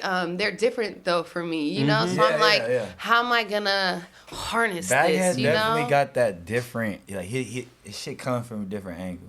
a lot of it feels East Coasty, but West Coasty, And but jazzy. also like funky, Yeah. like. In some ways, it's like the grooves are almost confusing because you can like Yeah. almost feel that I'm inspired by a lot of different artists or You producers. can rap on every like different downbeats on your shit. Like there's like different spots you can rap in. No, I appreciate y'all because I definitely, my intention is to bring rappers a little farther away from what they're used to. Yeah, you throw me a curveball every time with your beats. Yeah. I'll be like, And I appreciate artists who trust me because I know it's different, you know? And Yeah. that's something I've worked on too, is like maybe as a producer, I got to be a producer. And that means like I got to make something for them. But I know in my heart and soul, like, this is what I'm excited about. Yeah, but it's different, but It's a not balance. so far off different. You know, it's Yeah. different in a way that it's like, it's hella unique fresh, to it's you. refreshing. it's unique Yeah, to you, for exactly. sure. And how Yeah. much you do with it after you give it to somebody is just dependent on who it's going to. You know, you're not always gonna have to like. Other people will run with that bag for you too, for sure. Yeah. You know, Like for that sure. one beat you did with the marching band that I always tell you about. That's you. Dun, dun, dun. Oh, yeah. That shit Yeah. crazy. You feel me? I got putting Young Green Bean on that, you know? Shout out to Young Green Bean. Green beans. Green bean. She's an artist from, I don't even know where she's from, but she lives in Oakland. That's sick. That's yeah. a sick ass It's a name. I tight want to name. do a Green song with her bean? just because her Yeah. name's Yeah, sick. no, she's hella Green tight. bean. I seen her at a park performing. I'm like, this is crazy. Yo, that's Right on. Yeah, the talent that's coming out of the Bay right now, man, is dope as fuck to see. You know, from the youth who's starting into the cats who are like still doing Right. strong, the longevity in this shit. You feel me? Like, you know. Right, they had the hyphy tour with Keek, D-Lo, Mr. Fab, Turf Damn. Talk. They had Turf Talk. Oh, I was like, D-Lo, put me on the guest list. He was like, what show? I said, Oakland. He said, that happened last night. I said, damn. Oh, am I fake? Am I a fake ass bitch? Fuck. That's just an honest That's just mistake. that's a genuine miss. You know. I'm like, shit, it look lit. Y'all said it's happening still. Where is that? He's like, we're here today. And I was like, I have a show. Sorry. No. Yeah. People do that on some I'm gonna make him think that I just missed it type shit. You know, like, yeah. No, I Get texted away him. I with was like, not so going. you think I'm fake? My bad. So you got a relationship with D-Lo? Yeah, just from working at Thizzler, we interviewed him, and Oh, you worked at this. Oh, yeah. you know, and then what did you do Princess. there? You know, we had a show. That's my word. We produce, you know, whatever, all the shit. The show. And we interviewed like D-Lo. I remember that. I remember Yeah, watching we that. did Lavish D. Like we had Filthy up there. You know, pretty much all the OGs. We had some new folks, like you know, HBK people. I remember Dude, watching so that. what- No, yeah, I remember that. That was like 3-4 years ago, right? Yeah, Something like I that? think I look better now. So I think people are always like, you look familiar, and I'm like, I was on TV. Thizzler, and they're like, yes. So wait, you were interviewing all those people, or were you just like No, organizing? yeah, we were interviewing. You were doing interviews? It was me and actually Matt Moretti, who was at Horizons. I actually got the gig working with Thizzler because we had at Horizons a fundraiser show, and I was one of the speakers. And he was like, "Damn, she convinced me to like donate some money. Like we should see what we could do with her, you know." That's it. And then we did the That's My Word, and Like you were able to pitch that as an idea for something to do with them when they. no, he was just contacted like, you? I want to work with you. Like, what should we do? And he was like, this is what I'm thinking about an interview show. And then we took like maybe a little over a year to like flesh it out. And it was me, Matt Moretti, and this dude Kwame, who's from Berkeley. And Matt went back to law school, and Kwame, me and him, you know, we got into it, and I was like, bitch ass nigga, nah. He was like, fuck you, bitch, and I was like, oh. And Is that what led to the end of that show? No, that led to me being me and Dean Ast, who's like, he had a radio interview show in Oakland, and so we did a few episodes, but actually what led to the end of it was, ultimately it was costly for Thizzler, you know, it was costing more than it was bringing in, but well, the first like promo clip, you probably remember the aftermath of this, was we did an interview with somebody from HBK. It was like a practice interview, and we were talking about SAC. And you know, I'm from the Bay Area. I've never been up there like that, you know. So I was like, everybody I meet from SAC is weird. Like SAC people are weird, and then they used that as a promo clip. And I was in SAC for like the first time. Thizzler did that. Yeah. Without telling you? No, they sent it to us like, what y'all think? And I was like, fuck it, we ball. You feel me? But you know me, I'm like, I don't know. You feel me? And then this is around the time where Mozzie and all those SAC people are getting hot. Yeah. So now it was like, what this bitch say? You feel me? And then it was like, then we had to do like PR cleanup from there. And what happened? You were getting hella messages yourself or Thizzler? Bruh, I had people from like young people sending me pictures with guns, like, a bitch, I'll kill you. No way. Yeah, like, don't ever speak about SAC. Like, don't ever come here. Yo, SAC, they some hitters out there. Yeah. So you, listen, the further away from the Bay Area you go, the more countryer it gets. Country. Okay, and SAC is the capital, but them niggas is country. Okay, so That's that crazy. I don't know. That just kind of put a bad taste in a lot of people's mouths around like the show, and then you know people are already feeling some type of way about like you know Thizzler. So Right. yeah. Well, I mean, what was your experience with Thizzler? What was the question? Nah, you know, I'm really appreciative. I'm grateful. I feel like I learned a lot being at Thizzler. I didn't like. We did an interview. I did an interview with them after the show, and I said I learned nothing here. But you know, after some years and just reflection, I learned a lot. I think it was in that work experience where I first realized, like, damn, it's hard to be a woman. You know, because I was the only woman on production, on film.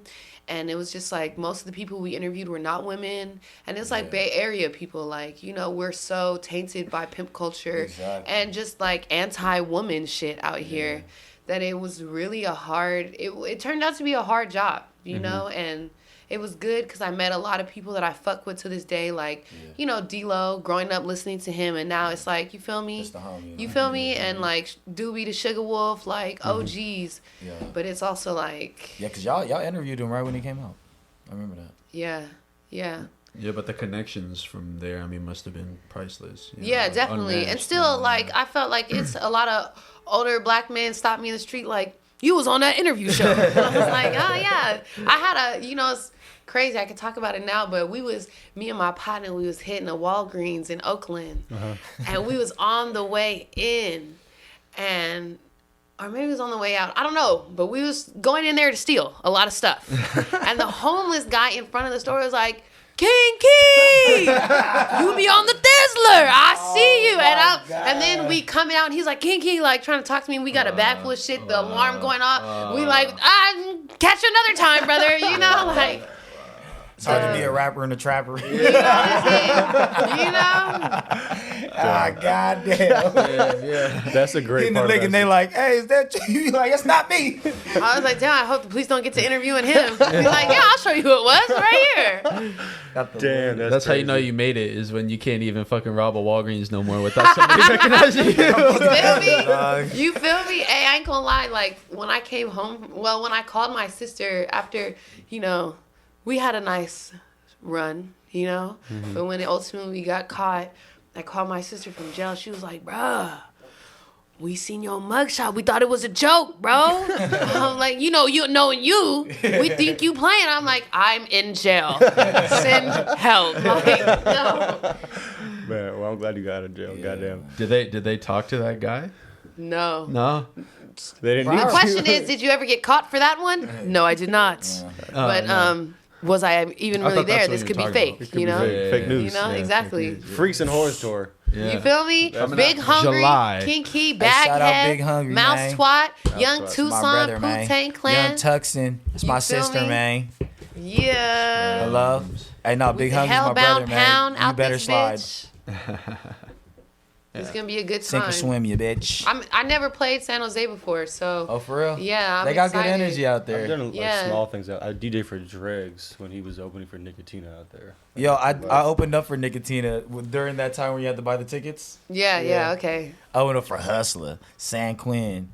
One time I did a show with San Quinn at Dime Breed, and I was like, "Hey, San Quinn, you remember me?" He was like, "Yeah, I do remember you." He was like, "You're one of the kids who actually like Did his shit. did Brought his it. shit." I was like, "Oh, damn, that's crazy!" Like, I was just bullshitting. You know, it's hella funny. I remember San Quinn from DJ Project at Horizons when I was doing event production. Quinn was there. No, we tried to book him. Oh. Anjanette, shout out Anjanette, OG in this event production promo shit.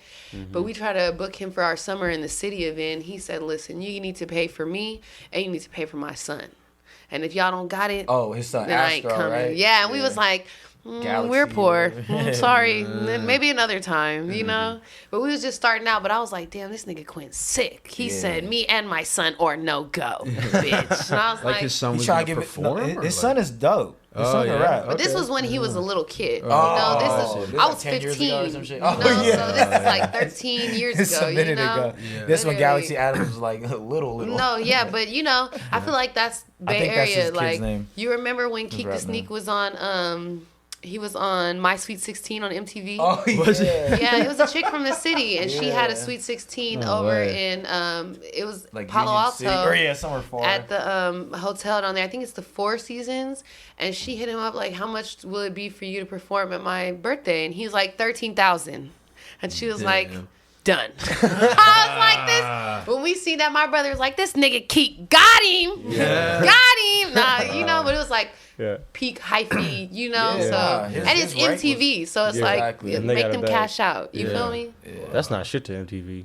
13,000. Yeah, literally. No, It's yeah. not shit. I'm pretty Back in sure. the cribs I don't days, even like- think MTV paid for it. It's probably like the parents really with their money, right? Because Right. the kids were always rich in my. No, I think it was like the parents paid for the gifts, but the MTV paid for. They pay for the venue and stuff. Yeah, too? that shit. Wow. Yeah. Interesting. Yeah, but it was always people with money because then you know they got like a car. Yeah. You know, like when Tiana Taylor was on there. I remember that shit. Or like I feel like it's like the daughter of somebody famous, but that famous person is never there. You know, they're just like, yeah, I'll have my kid go do that show. That'll be fun for them. you Right, know, right. get The a- gift was I showed up for your birthday. Yeah, yeah, yeah. That was a crazy era in MTV. They had like, remember that one Room Raiders show?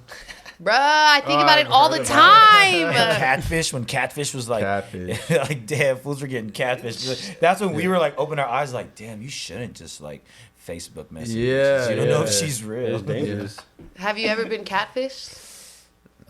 Fuck. I'm gonna say no. Y'all ain't lit then. Okay? Y'all I was ain't not. definitely not. I was We ain't definitely out not fishing shooting enough. shots. Have you ever catfished somebody? Fuck no. Have you? That sounds Yes, like a of lot course. of work for us. Nah, I ain't gonna lie. Me and my cousin, we catfished my brother. We were like, watch this. Like, you know, we was like talking. My brother's 4 years older. We was in middle school. He was in high school, and all the bitches like, your brother's so my. fine. I'm like, Enough said. We made a little fake MySpace and we hit up like, hey, sexy, you're fine. And then we would just sit there and die laughing at his responses like, loser. That's crazy. What did he say when he found out, or did he ever find out? He'll find out when he sees this.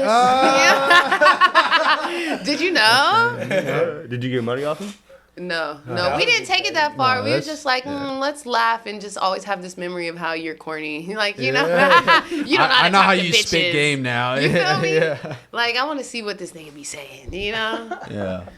Yeah, Oh, we were man. unhinged. We used to be in my bedroom, and we would call my house phone. My mom, you know, she was like, she's hella funny. She used to be on Facebook talking to her friends and all the day, so she was kind of clueless, you know? And we would call her while she's on the computer.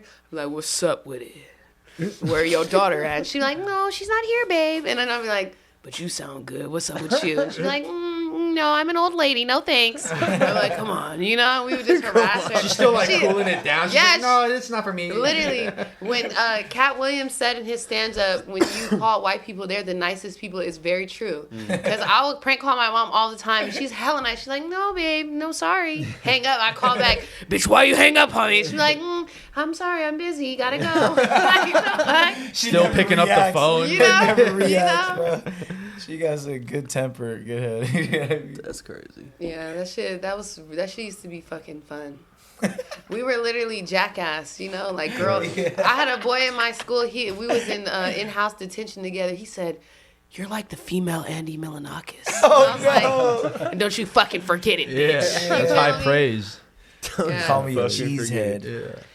That's great. I wish I had the balls to fucking just straight fuck with people like that as a kid. Now knowing that you will pretty much always get away with it the younger you are, Yeah. you know. Yeah. But like I was a fucking. I was a stupid wild ass kid too. We used to like play in like Fort Fort Mason, all the way out there, and act like we're zombies scaring people when they're getting out their car. Like just dumb shit. Fucking steal shit out of fucking Safeways, big ass carts of food for no reason. I definitely played Ding Dong Ditch on my block. With the You homies. ran And right we were all next just to like it. hella kids on the block. We all live on the block. And we're just ding dong ditching on our block. And then the old Asian man came out. He's like, "I'm gonna call the police on you." And I freaked out. I said, "Please don't." Bro, I ding dong Please ditched don't like call the police. one time, and then fucking some dude in his car chased us down this block. We were like running, and he like chased us down, and he was hella mad. I'm like, bro, do you even live in that house? Like, how did you get in your car? I so hope fast? kids Nah, still just do funny shit like that and not have to film it. You know what I mean? Just Yeah, have right. fun. Just do That's this. the- yeah. That's the most child youth fun that I miss the most. Is Yeah. just like fucking. You It's fun to were see, saying too. earlier, like being a child as an artist is really important. Yeah, you got it. Like man. I said, like when we go on trips, or we do shows, we have meetings. Like with FNG, my favorite part is about just how much fun we have. Yeah. We get to be children. We're just stupid as fuck. We say stupid shit, and that's the best part of it all. I think that's like the key to life. You feel me? Like to Yeah. get through in life, because it's all about time, right? You know finding what I mean? spaces to enjoy your Yeah, life. you gotta be happy, man. And the If only you way to ain't- be happy is to like really think about like what were you doing when you were younger that made you happy. You feel me? Or like doing stupid shit. just Yeah. being goofy. You feel me? If Like, you ain't living, you a dead man. yeah, like right. what I got on my hat. If you ain't living, you a dead man. Like real Yeah. shit. You gotta live it up, man. Like every minute is Mm-hmm. is beautiful. You know Yeah. what I mean? I'll be saying a lot too. Every day is payday, and in a sense, you know, because I'm a trapper, I'm always getting money. Mhm. But really, like you gotta enrich yourself with knowledge and happiness in your life, and like that's the real payday. You feel me? Like money, you know, if you a good person and you value other people's services in your life, good shit will happen. You know what I mean? Because you surround yourself around good people. You know, that's as natural as that could be. You feel me? It's mathematical. If you're a good person, the person next to you a good person, most likely you're going to attract more good people. The formula. But if you're around some fucked up shit, and sometimes a lot of times you put yourself in that fucked up position because whatever the situation is, you feel me? You might be broke, or you know, like a lot of times I done went and did a lot of fucked up shit. I have like desperation in my eyes. If I look in the mirror, you feel me? It's a different me. You know what I mean? And you know, those nights and those days, you feel me, are over. But you know, I feel like everybody should go through every emotion, no matter what the fuck you doing. You trying to go for a career, that shit finna be hard. Nothing good ever comes easy, bro. Like the most beautiful shit you gonna do in life, you probably gonna fall on your face. You know what I mean? A bunch of times. You feel me? And that's why I do pull-ups and because I always think about this process in my head. Like, bro, if I was finna fall off a cliff, if I can't pull myself up, I'm dead. So if you take that same process of thinking in life, like if you can't pull yourself out of a rut, bro, you might as well just quit now, cuz. You feel me? Because there ain't nothing for you out here if you're already giving up on not trying to make it. You know what I mean? Because one of my first songs that ever blew up was Trying to Make It Happen. I made Out this here song, trying to make it happen. and it was a mantra to myself, you feel me? And it was crazy how quick and organic the fucking buzz happened. And during that time, I was skateboarding a lot. I was doing hella shit. But I was yelling it out so much, it fucking happened, dog. I feel like I made it happen at this point. I could fucking die happy, bro. I done traveled the whole world, you feel me, with my own cash. I done went back to the Philippines and gave back, you feel me, off trap money. You know what I'm saying? You know, thank, you know what I mean? Thank God. You feel me, that I'm still alive out here. You feel me? And like this art and seeing everybody around me still killing it, yo, it's the most inspiring shit in my life. Bro. More to be done too. Yeah, there's way more projects to be done. There's way more events. I want to start throwing like skate events for the kids. You know what I'm saying? Well, skating was how you started, right? Yeah. Yeah. I've been skateboarding since I was like 8 years old. Just bombing down hills and Potrero? shit. No, I grew up by Sunnydale, so I was skating like Crocker and around Geneva and shit. Balboa. And then I got sponsored when I was like 14. luckily, damn. the skate park that I grew up at, the owner of Thrasher was be there all the time. His name was Jake Phelps. Jake Phelps, rest in And peace. R.I.P. Jake Phelps, man. He was like my uncle. He gave me opportunity to get on a skate team, and he put me on. And that's the reason I'm rapping. You know me? Because, like, skateboarding gave me the confidence to become a rapper. I always rapped when I was younger, and, like, breakdancing and all that shit. Hip-hop was always in me. You feel me? So once, like, I started writing spoken word when I was, like, 16, 17, and I started noticing, like, yo, it really is, like, what you write down, you know what I mean, comes true. You know, it's that easy, you feel me? You want something done, write your fucking goals down, throw that motherfucker on the wall, and stare at that bitch until it shit come true. And if you don't do it, that's on you, cuz, you know what I'm saying? And, like, with spoken word, I write out my feelings, and I feel like a lot of poetry I wrote, I'm living it now. You know, and I wrote that shit when I was 17, you know? So, like... manifestation. Yeah, exactly, you know, and, like, fuck, dude, like, if it wasn't for skateboarding, I wouldn't have become a rapper, and then rapping helped me become, like, an event organizer where I was throwing all these events. Then I started cooking food at these events because I didn't want people to leave. So I became a cook, you feel me? I started cooking food, and then one of my older homies asked me to do a grand opening at a spot, and it was a barbershop. And he asked me, he's like, bro, what the fuck are you doing? And at the time, I was just, like, trapping. I was traveling a lot. I didn't really have a lot of security. Feel me? I was just, like, no stability. That's the word. You feel me? I had no stability. Like, I had income, but it was fluctuating. It was always, it could be a good month. The next month, I'm over here, like, feel me, desperate, trying to make shit happen, throwing, like, 4 parties a week, trying to just make rent. You know what I mean? And he saved me, bro. He's, like, become an apprentice barber. And over 1 year, I became a full-on professional barber, bro. And with that money through cutting hair, I was able to travel the world. I was able to take some money and start doing more shit that I wanted to do. You know what I mean? Invest and, you know, like, fuck. That's why I really want to give back more. I want to start an initiative. I was telling a lot of folks where I just give kids shoes. Like, I want to go to all these different...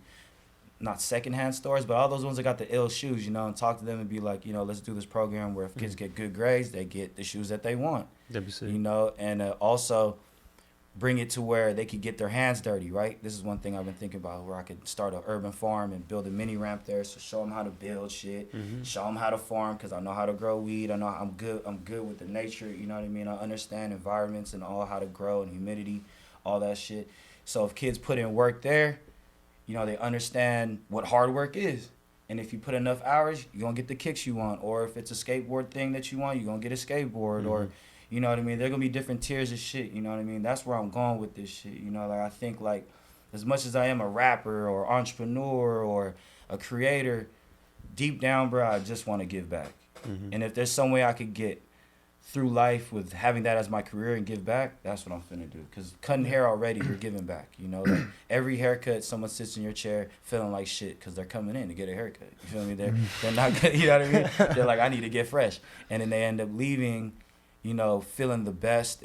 They're the walking billboard of your work. They're going to tell 15 people about it. You feel me? Because that's what a good haircut does. You walk around saying, oh, where'd you get it from? You know? You know, a bad haircut, you literally tell nobody. Right? You know what I mean? You might put a hat on, you feel me? Or so, I'll be like, bro, don't go there. Exactly. You might only tell one person, right? A good right. haircut, you're going to tell 10 to 20 people about that haircut, you know? And, like, that's the self-service to what we do as artists. And like, some people might come to our shows, right?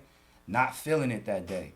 They might have went through a breakup, or they had a bad day at work. And then they're going to come to the show and see Qing Qi going wild, or they love the DJ sets, or they love the performer that day, and they literally changed their day, you know? And that itself is one of the biggest services that we could do as artists, you know? Yep. When I was throwing parties, kids would come up to me, just thank me for bringing a space. Because it'll be an all-age party, remember back? There was some young kids up in there. I had kids who were like gangbangers. I had college kids in there. I had Nortes hanging out with Serenos in that bitch.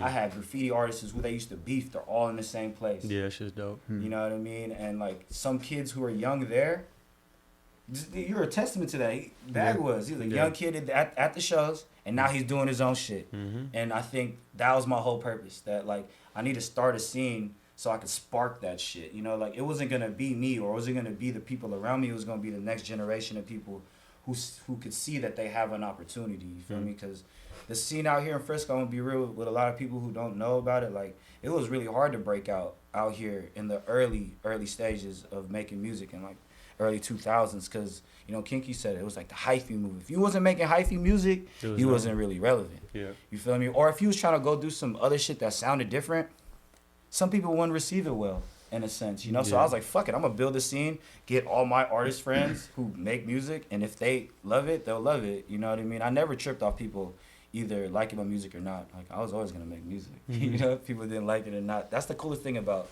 being an artist, is like, dude, like, you make enough music, you're gonna find your people. You know what I mean? And that's the number one thing, I feel like I feel pretty out of touch in general, because I don't know about none of this stuff. Like, I never been to his parties before. Like, I mean, just even before Family Not a Group, like, the first people that was throwing little shows and stuff was like Jordan, Stunning Man, and Marcel, and Say Hey Kid. Like, back then, that was the first time I saw people like doing shit. And now, especially, I feel like even in the last couple of years, like, getting involved in like the queer underground and the art scene, it's like hella pockets of people throwing shows, and literally. And I'm just like, damn, like, people have been doing it for the past 10 years. And I'm like, I've never heard of you. Like, like, just from being like out of touch, or so involved in myself, But it's so tight now to see. I feel like, especially with Family Not a Group, what's nice about your lineups are you pull from different groups, different crowds of people. That's always been my goal. Yeah.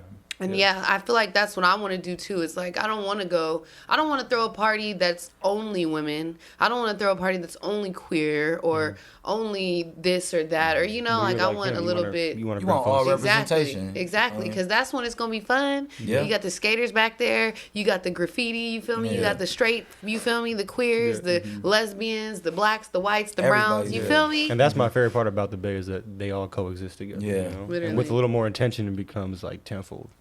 Like 415 Day, that was a crazy event. That was one of the coolest ones. I mean, even FNG as a group, all the individuals represent a lot of different backgrounds. But it's all pretty very diverse. Yeah. But I will say, you need a black woman. I know you got black women, obviously, but you need deeper melanated. That's my thing too. It's like Jess? Deeply like, I'm talking about like, but like, Jess is dark skinned.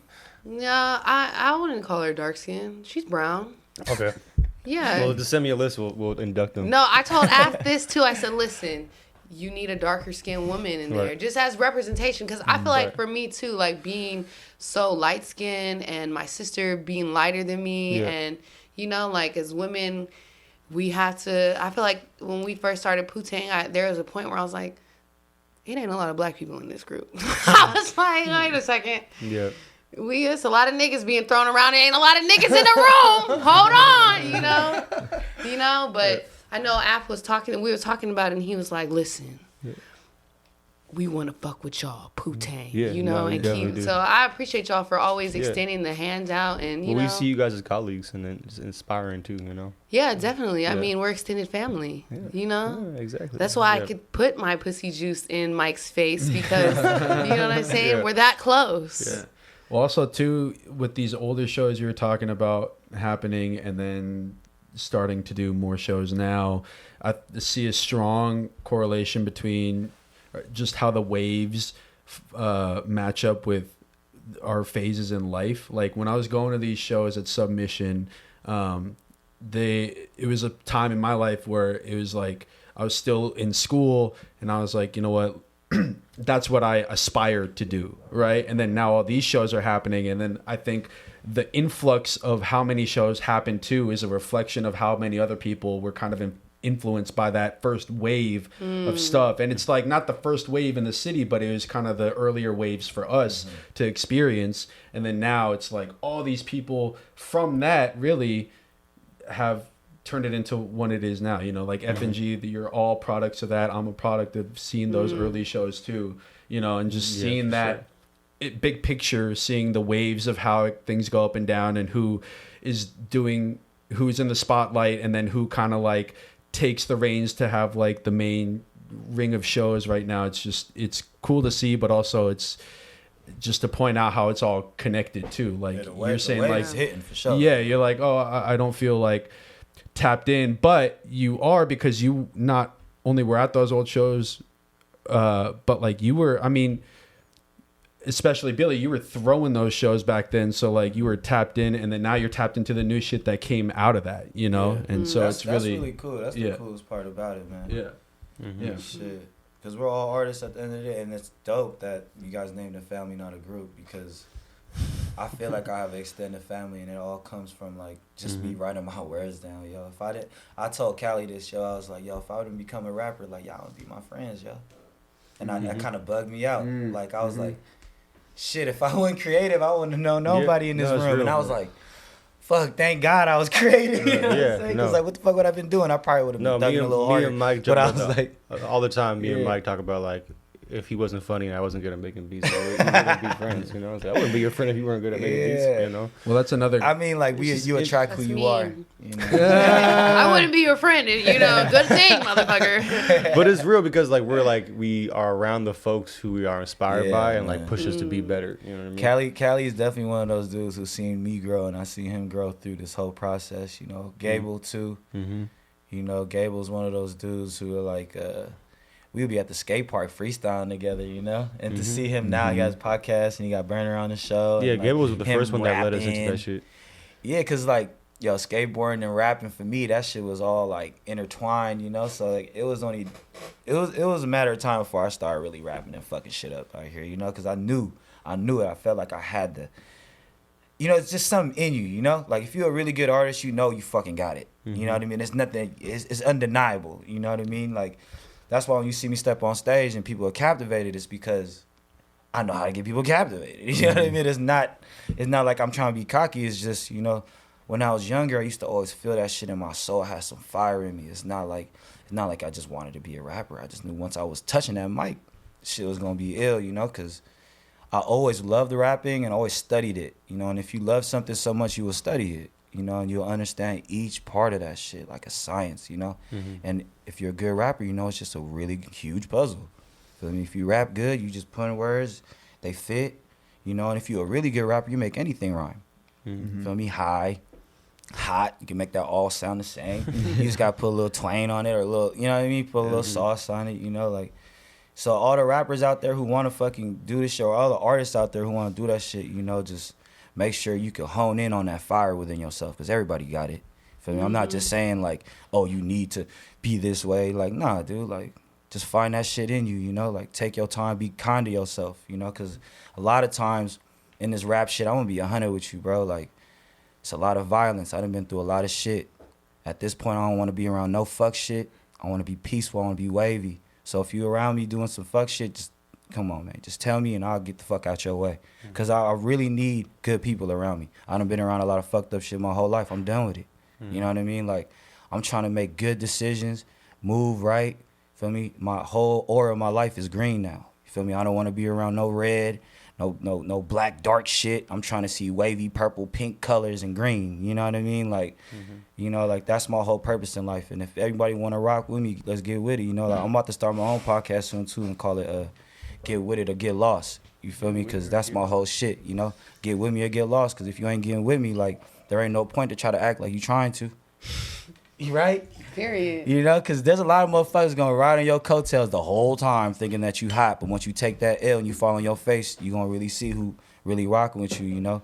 A lot of times in my life, I almost lost that shit. And the real motherfuckers who's around me, they still here, you know? Shout out to my family. They know who they are. You know what I mean? Man, shout out to haters. Yeah, without the haters, though, man, we nothing, though. Because I don't trip off anybody's opinion, but when people talking about me, it's a good thing. It's better, good or bad. You feel me? But they say if you ain't got no haters, you ain't popping. Yeah, for real. It's been fun. We've been getting a lot of haters lately. But that's how you know this shit moving. And when I say the wave, when the waves Talk about it. When the waves are hitting, some motherfuckers, they gonna be left at shore. You know what I'm saying? They ain't finna be in that motherfucker surfing with us. I'm gonna tell you that. They finna be watching us with their little boogie boards, but we on the motherfucking wave hitting that shit, you know, because they wasn't with us in the beginning. Like what Drake said, or whoever the fuck said it. You wasn't shooting me in the gym. Feel me? Like, That nigga wasn't even shooting with himself. he wasn't shooting in the gym. Okay, Aubrey, we know what you was doing. Okay, nah. Shout out to Drake. You know? Fuck Drake. Nah, We love you. you know, I feel like I be getting hella anxiety, like moving in spaces, and maybe you can say the same thing, but like, you know, growing up, I was a street kid. Like, I didn't know nobody because I didn't get to stay nowhere long. You know, like, we was living in our cars, shelters, like, the drive-in movie theater we would park at to go sleep. You feel me? So, I feel like getting to meet so many people and, oh, I remember you from back then. Or, you know, getting to meet new people now, it's like always having a guard up, you know, because, like, the people I started Poo-Tang with, it was 11 of us. And, it's only 2 of us now, you know. I mean, Taylor, you know, that's my nigga always. You feel me? We family, but she's not even rapping like that no more, you know. So it's like to go from 11 to 2 in the span of a few years, and these are all like decades-long friendships, you know, like people I grew up with, and it's like constantly being around new people, like constantly meeting new artists, booking new people, forging new relationships, you know. Being an artist, that you end up like having different chapters of friends. Hell yeah. And, you know, because I felt like, dude, I grew up rapping with these certain group of people, and then, like, you know, Try to Make It Happen was one of my best friends made that beat. You feel me? And over time, we kind of closed the gap. They started living their life and doing their own thing, and even some people I grew up rapping with, they became like jealous. You feel me? And that shit's whack as fuck. So I ended up like wanting to be around people who weren't jealous of the vibe. You feel me? And then they became, you know, my family, like Callie and, you know, Nug Life and all those dudes, Gable. And then I started throwing parties, and my older friends were looking at me like, bro, why you don't put me on the lineup, or why I'm not involved? And I'm like, bro, look, like, I needed something fresh to start. And I feel like that's, in your sense, you know, like, you're just trying to be around folks who want to get you motivated. You know I mean, no, I'm motivated. Do you want to be around me or not? Okay? Because I'm going where I'm going to go, whether you're here or not. It's a million bitches in the world. Yeah. And I'm talking to all of them. You feel me? So if 10 don't want to fuck with me no more, it's Fuck what? it. You feel me? 10 less than a million. Whatever that number is. You feel me? But, you know, like, I think when I was on Gable and Quipto's podcast, he was talking about, well, he asked me about, like, navigating spaces, like, different groups when people have problems or don't get along, or, like, just throwing shows in that kind of, like, you know, and I was thinking, what's the tea, Gable? What's the tea? But, you know, like, I just feel like there is so much challenges, especially as we're, like, in this post-pandemic, hyper-political climate. Things are picking where, up like, again. people are, like, I had somebody not too long ago, like, you're not even black. And they were like, you're the Rachel Dolezal of Oakland. And I was like, Damn. you know, but this is... In person? No, of course not. Of course not. You would've Bitch, slapped get her. them hands up, bitch. Yeah, you what? feel me? Should have came from the hip. You feel me? But and then when I was like, listen, bitch, I keep the same energy, and she's like, well, why are you trying to be violent? And I'm like, the fuck? You just But attacked I my just feel entire like, identity. you know, like Yeah. my whole life I've been black, you Yeah. know, and it was like after the pandemic, it's like, now, well, are you this? And what kind of woman is this? And what kind of, you know, what kind of black are you? And where are you from exactly? What, you know, like, it's just like the way you speak, the way you are. It's like everybody's under scrutiny because everybody can't wait to be like, I caught them. They lied, or, you know, they're not who they say they were. So, I don't know. It's interesting, like, navigating events and stuff in spaces. Yeah. People are always coming to me like, well, did you know this about that person? I'd be like, no, I don't give a fuck. Like, you know? Like, I have good shit, experiences with this person. So, whatever y'all got going on, that's between y'all. You That's feel me? crazy. Everything is all on blast too. Like, hey, you know, he was allegations of this and that. You be like, damn, bro, I didn't even really know, but he's already on the show, and like, it's gonna happen tomorrow. Well, also because to really deal with that shit, it's like you can't just throw that at somebody and be like, oh, okay, like that's what it is. You know, it's like, all right, if we're really gonna deal with that situation, then there needs to be a whole lot more talking about this than just you throwing that statement at me and telling me to take somebody off a lineup or some shit. Yeah, but I'll be quick. I'll say, listen, I don't care what the truth is. Right. I know for me, I never had no bad allegations. Maybe they called me a hoe. That might have been true at some times, you know? But I never did nothing shady to nobody. I don't steal from people. I don't commit sexual violence against people, physical violence. Like, anything I've ever done is to maintain my own physical safety or peace, you know? So I feel like if you got weird shit swirling around you, I don't That's know on what you, the truth partner. is, brother, but stay Yeah. away from me. Okay. Yeah, we don't condone no violence towards women. All the shows that we throw at Family Not a Group, we ain't about that shit. You know what I'm saying? So if you about that shit, stay the fuck around. Stay the fuck away from me. You feel me? And now all Right. my homies, you know what I'm saying? You're not Right. welcome. But, you know, just to say, like, a lot of people don't even be realizing the things that they do are violent, you know, because you think of violence against women, you think of, like, The somebody cliche being- shit. you know, yeah, like right. the stuff, you know, Right. but it's like, I don't know. I feel like navigating like queer spaces where people are more aware of like everything, you know, Yeah, like the yeah, other yeah. day I was like, do I have consent to film you guys? And they're like, are you serious? Or are you playing? I'm like, no, I'm serious. Because if I'm going to be recording you, I want to ask your permission first. Because that's Yeah. the climate we live in, Yeah, you know? yeah. So But, you know, I don't know. I feel like conversations are important. People are getting put on blast, but not enough people to me, you know? And maybe that's scary to people. You got something to hide. I don't got nothing. You can blast me, no, baby. it's real. You feel me? Yeah. Yeah. I mean, I think it's scarier when it's just the blast too, and then the follow up is just kind of like not paid attention to. Yeah. You know what I mean? Like there's just like blast, blast, blast, and then that just gets the blood boiling. You know, whether justified or not, but it's like nobody wants to pay attention to like after that or like that's why it's so hard to navigate because you can't really rewind or you can't rewind, can't take anything back, you can't explain yourself even really, and even if you do it might not even matter. So it's like best to just be like, yo, I'm gonna film you, that's better that than fucking having to clean some shit up, like for real. Yeah. Well, I read this book by this guy. I forgot his name. It's either John Richardson or Richard Johnson, one of those. But he's a fire-ass journalist. Like, I've read every book of his because he's so good. And he did a whole book of short, like a collection of conversations and essays about cancel culture and people getting canceled. And, like, he interviewed these people who were, like, canceled, And there was, like, one chick, she was on her way to South Africa, and before she took off on the plane, she was like, going to South Africa, hope I don't get AIDS. Wait, I'm not black, don't gotta worry about it. By the time she tweeted it and landed, she was canceled. Right. Was she like a personality? No, she was just The like, person? she worked somewhere in New York, and she's just some lady. And they canceled her, and like her job fired her. Her fiance broke up with her. Like, damn. Yeah, it was, but it's like, and then he interviewed some old ass man from Europe who like got caught doing like Nazi looking kind of like sex BDSM play. And they were coming for him hard. And he's like, I don't give a fuck. And he never got canceled. And then he interviewed that guy and he's like, you just can't care. Like, don't care. What does it matter? Yeah. So I'm like, please try to cancel me. Let's see how it goes. Let's all be on the ride together. What are we canceling me for? Yeah, I be thinking like that shit too. Like, I don't really give a fuck. Try to cancel Yeah, me. you can't be canceled if you're real in real Yeah. life. Yeah, If you're doing something online that is opposite or not what you are in real life, then I can see, you're under fire. But if I'm this bitch in person and this bitch online, you're like, fuck this bitch. It's like, well, what am I gonna do? I'm like this when the cameras are off.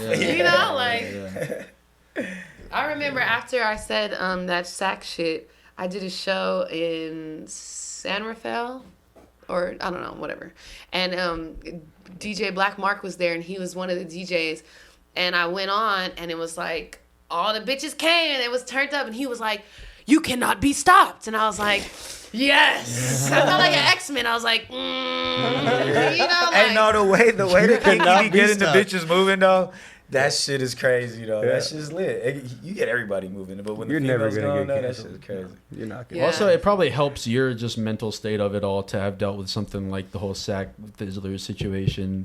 Yeah. You already got people coming to say some shit, and you already moved past that, and you're like, fuck it. Right, whatever, but you dude. should have seen me when they was going hard, like, because I had like thousands of views on my story. People like, your teeth are fucked up, like hella shit. And literally, and I was just like, why is this happening to me? Like, I just made one comment. I don't know anything. Who am I? But now it'd be like, but I'll say, so me and Hungry, we have a podcast coming out. Oh shit. Qing Qi and Big Hungry Unfiltered. But we would just had an interview a couple weeks ago, And after we were like, we was really filtered in that motherfucker. Like we was very filtered, and then I was like, listen, I'm scary. I done had the people come after me like, yeah, you can bounce back from it, but it's not fun. Yeah, you don't want to deal with that shit. I don't want to open my Instagram and it's like, die, bitch, I'll kill you. Yeah. I had bitches like, I'll beat your ass. And I was like, location's about to get sent, bitch. Mean what you say, you know? Because people have. We don't need to like react that way, you know what I'm saying? Because my whole thing is if you react, then like you already put so much energy into reacting. You feel me? Gave them that power over you. So like you gotta move like a monk. You feel me? It'd be hard. Shit, listen, it'd be hard for me because I'm move like a monk. I'm like, how many bitches are monks? You feel me? I'm like, that's These what I'm bitches at. are out of pocket You feel me? Like, how many of them are monks? Because I don't know. You feel me? I don't know if I can move like that, you know? I gotta take a boost. Oh, yeah. Oh, shit. Okay, didn't spill. All that wine. No, that was my wife. Yeah, should we get to a couple more songs and then? I kind of want to continue this cancel culture. Oh, okay. we can keep it going. Yeah. That's fucking I'd be so stressed out if I had that shit on my Instagram. I get stressed out when people want to book me for shit, and I'm like, oh, okay, all right. I mean, like, come out these, like, people are like, oh, fuck you, you know. I'm a shitty texter though too. Like I be looking Exactly. Me too. Yeah. I'm a text. And then I text like 2 hours later. Yeah, no, I'll see a text and then like I'm like thinking about it in my head and I'll think about it for like 20 minutes. The worst and then shit is when you that I like didn't even say anything. post on your story and you got like 4 unread messages. Yeah, right. Yeah. And then you look at your story, who watched it is all 4 people who you didn't text back. Yeah. That's why you just gotta be like, you know how I am. Yeah, exactly. Because I have like 40 unread messages now. Like all my friends, like, how are you doing? Or you know what? And I'm like on my story, like, like you know, I'm like, listen, priorities, That's how I'm doing. brother. Like priorities. Yeah. You know. It's also funner to post some shit about you having fun than answer a deep ass question like that. Yeah. No, I hate small talk. I met this girl from Sunnydale, and we was at a job thing. We sat down and I said, oh, yeah, you know, how are you doing? Like, you know, small talk. And she turned dead. She looked like, she said, I'm sorry, but I don't do small talk. And she turned back around. I said, respect? Okay, shit. Yeah. Did you follow up and try to say something? No, I said, got you. Enough said. And then I think our relationship after that was just me, like, crossing her boundaries. Like, come, let me hug you. How are you? You know? Yeah, I don't do small talk. That's funny. You ever seen that? I think his name is Dion Coleman. I don't know. He's an OG comedian, but he said I hate the West Coast. I'm in California. I see my partner at the gas station. He go in. I'm like, okay, I'm gonna go to his car. I'm gonna wait till he come out. He got a partner in the passenger. Make sure you close all the way. Thank you. And I went up to his partner in the passenger. He's on the phone. He said, hold on. He said, hey, how you doing? He said, sorry, brother. I ain't meeting no new niggas today. What kind of West Coast shit is that? So you met 50 niggas and then it came to me and now you didn't want to talk no more? Ever since that, I'm like, I think he's onto something. You know, like, sorry, no more bitches. Yeah. I mean, what do you do? Like, argue about it? You know, what do you do? Like, nah. I mean, also, I said hi, bro. I feel like in the spaces we're in, you got to talk to so many people. And I feel like I asshole sometimes, but I definitely feel I get depleted. I'm like, like when hosting parties or like event planning and then getting to the event, then you got to be like a really nice person to everybody while all this crazy ass shit's happening. Like, oh yeah, I've definitely had conversations where I was like, I need to go yell at 3 artists right now, so I don't care how you been. Yeah, it's good to see you. I gotta, But that's funny because I feel like that's your brand. Like that's your aesthetic. You're like kind of straight face. You're like, does he like I this? am direct. Does he hate this? Yeah, I don't pretend to be like anything when I'm like in conversation with people. So usually folks could tell I'm like I have to dip off now. You know what I mean? You know what I mean? You're good because I'll be like this. Yeah. Well, cause yes. You know, then I'm like. No, that's true. I am like that too. But no, I feel you. I think that's just the nature. That's the nature of being a human, low-key. Okay. Unless you're like the folks who are like, stop talking to me. Okay, but are you really like that? Because I've never seen what I just did. Yeah, hi, hoo ha. Do it. I've never seen you have those expressions on your face. You're either laughing like this or you're like. You know what I mean? Yo, that's hella true. Bag's hella stoic. Yeah. Well, here's the thing that someone told me it's because I'm from the East Coast. I'm not from the East Coast. Are you But I from was the born East in New York, right? My dad's from New York, and my dad is like that too, and my mom is also like that. Like, my mom and my dad are both hella goofy, but on the majority of the time they look super serious. My dad is from New York. My uncle, same shit. So I think for some reason that's in me. He's like, that's in me, not on me, bro. Yeah. I mean, Okay, well, let me ask you about that, right? Because okay, I did this show. I did the Muni Raised Me show, right? And I had one of the hosts. She hit me up in the back in the green room, like, "Where are you from?" I was like, Bitch. "From the city." She's like, "What are you?" "I'm black." Thank you. Yeah. But then I'm not saying it was directed at me or nothing, but then like all night on there, they're like, "Shout out to everybody born and raised, generational San Franciscans," and I'm like, "Shout out to me as well." that might have been to me because they booked me as a DJ for A1. I was, Duh, you were there. yeah. Oh, duh. And then I get hit up. They're like, "Oh, can you also DJ in the beginning? Oh, can you also DJ in the end? Oh, Qing Qi needs a DJ." I forgot what it was, but over a week they were became the like, house "I'm the DJ. DJ." And the first thing that gets said when I'm up there on the ones and twos and the hosts come up, they're like, "Everyone on the stage is born and raised black San Francisco." And I was like, "Oh." I was like, they think this nigga is like Logic or something. They like, "Oh, he mixed. You feel me? Okay."